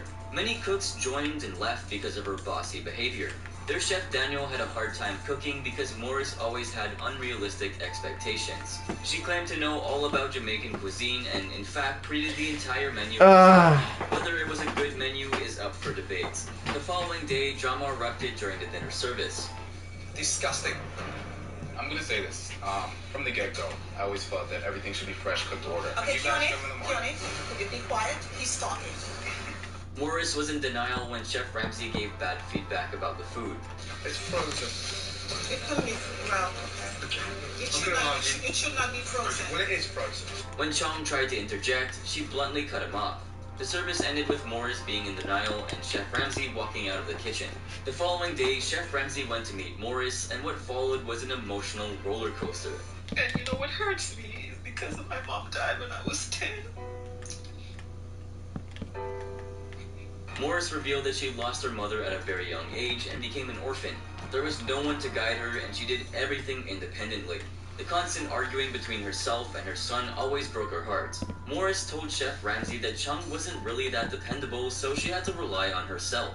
She revealed that she'd put the last $300,000 she had been saving into the restaurant to keep it open for a month. Over $300,000. You know, I've just been using my credit card. I've borrowed money to maintain the restaurant. Finally, after venting out all the frustration from the emotions built up over the years, Morris was ready to listen to Chef Ramsay and embrace all of the changes. Chef Ramsay also had a one-on-one with her son Chong and urged him to step up and help out his mom. The most important lady in my life is my mother. Right. What she's done for me has been extraordinary. Hasn't your mum done more than you could ever imagine? Absolutely. Post Kitchen Nightmares, Kingston Cafe was doing pretty well. There was a new team of servers and chefs, an extended bar, a new dance floor, and some new and authentic Jamaican delicacies. Chong, however, left the business to focus on his education. The reviews of the restaurant seemed to be mediocre, but it seemed to be pretty popular. In 2018, the restaurant sadly closed down. Kingston had shifted its business to catering and event services only. People can still, however, hire the restaurant for events. Did you know that Una Morris is a well-known figure? Morris is a radiologist, and before becoming a physician, she was a sprinter. She represented Jamaica in 1964, 1968, That's actually and 1972 impressive. in the Olympics. She's the youngest Jamaican to come fourth in the 1964 200-meter sprint and won a bronze medal in the 4x100 meter relay Not at bad. the 1967 Pan American Games. In 1963 and 1964, she was chosen as Jamaican Sportswoman of the Year. She is also a gold and silver medalist. Currently speaking, she's retired but continues to run her catering business. Keon Chung is presently working as a system catalyst at a company called The System. And finally, we have Capri. If we can be successful, we just gotta talk to each other, like keep anything inside. Capri was a part of Season 4, Episode 12. Located in Los Angeles, California, the restaurant was opened in 1963, but it was bought by the Teal twins, Jeff and Jim. The twins used to be regulars at the restaurant and decided to purchase it in hopes that they could have free pizza daily. Yeah, that's how shallow their thoughts were. Although they tried their very best to run the business, the owners were immature. Wait, simple.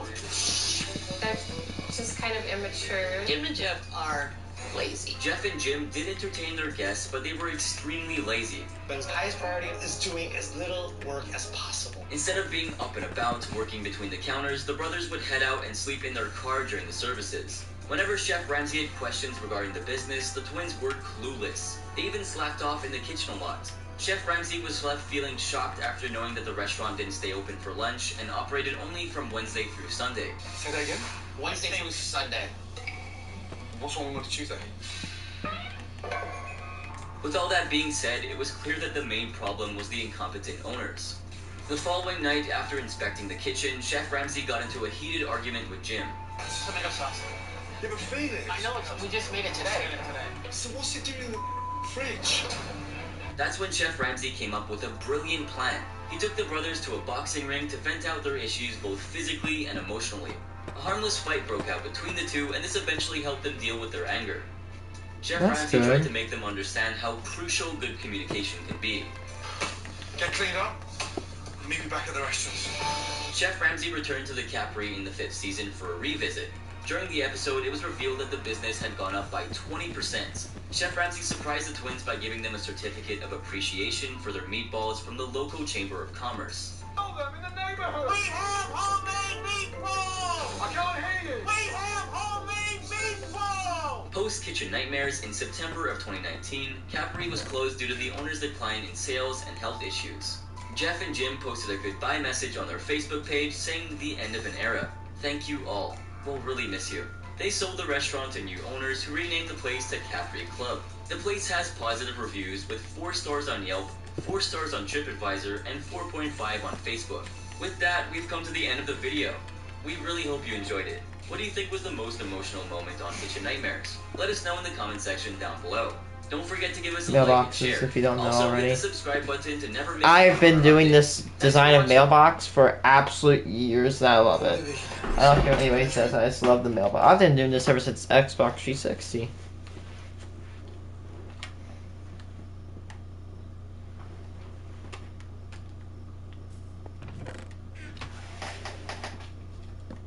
Actually, where's the anvil?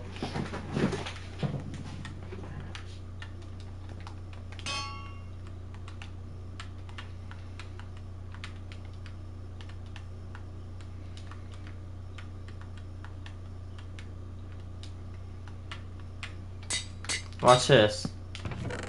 Mailbox. instead of saying chest at the top, see, watch this. Before, it says chest,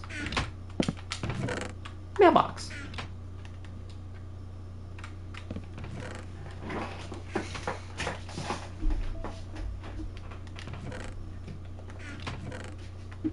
I find that I need to use this a lot more.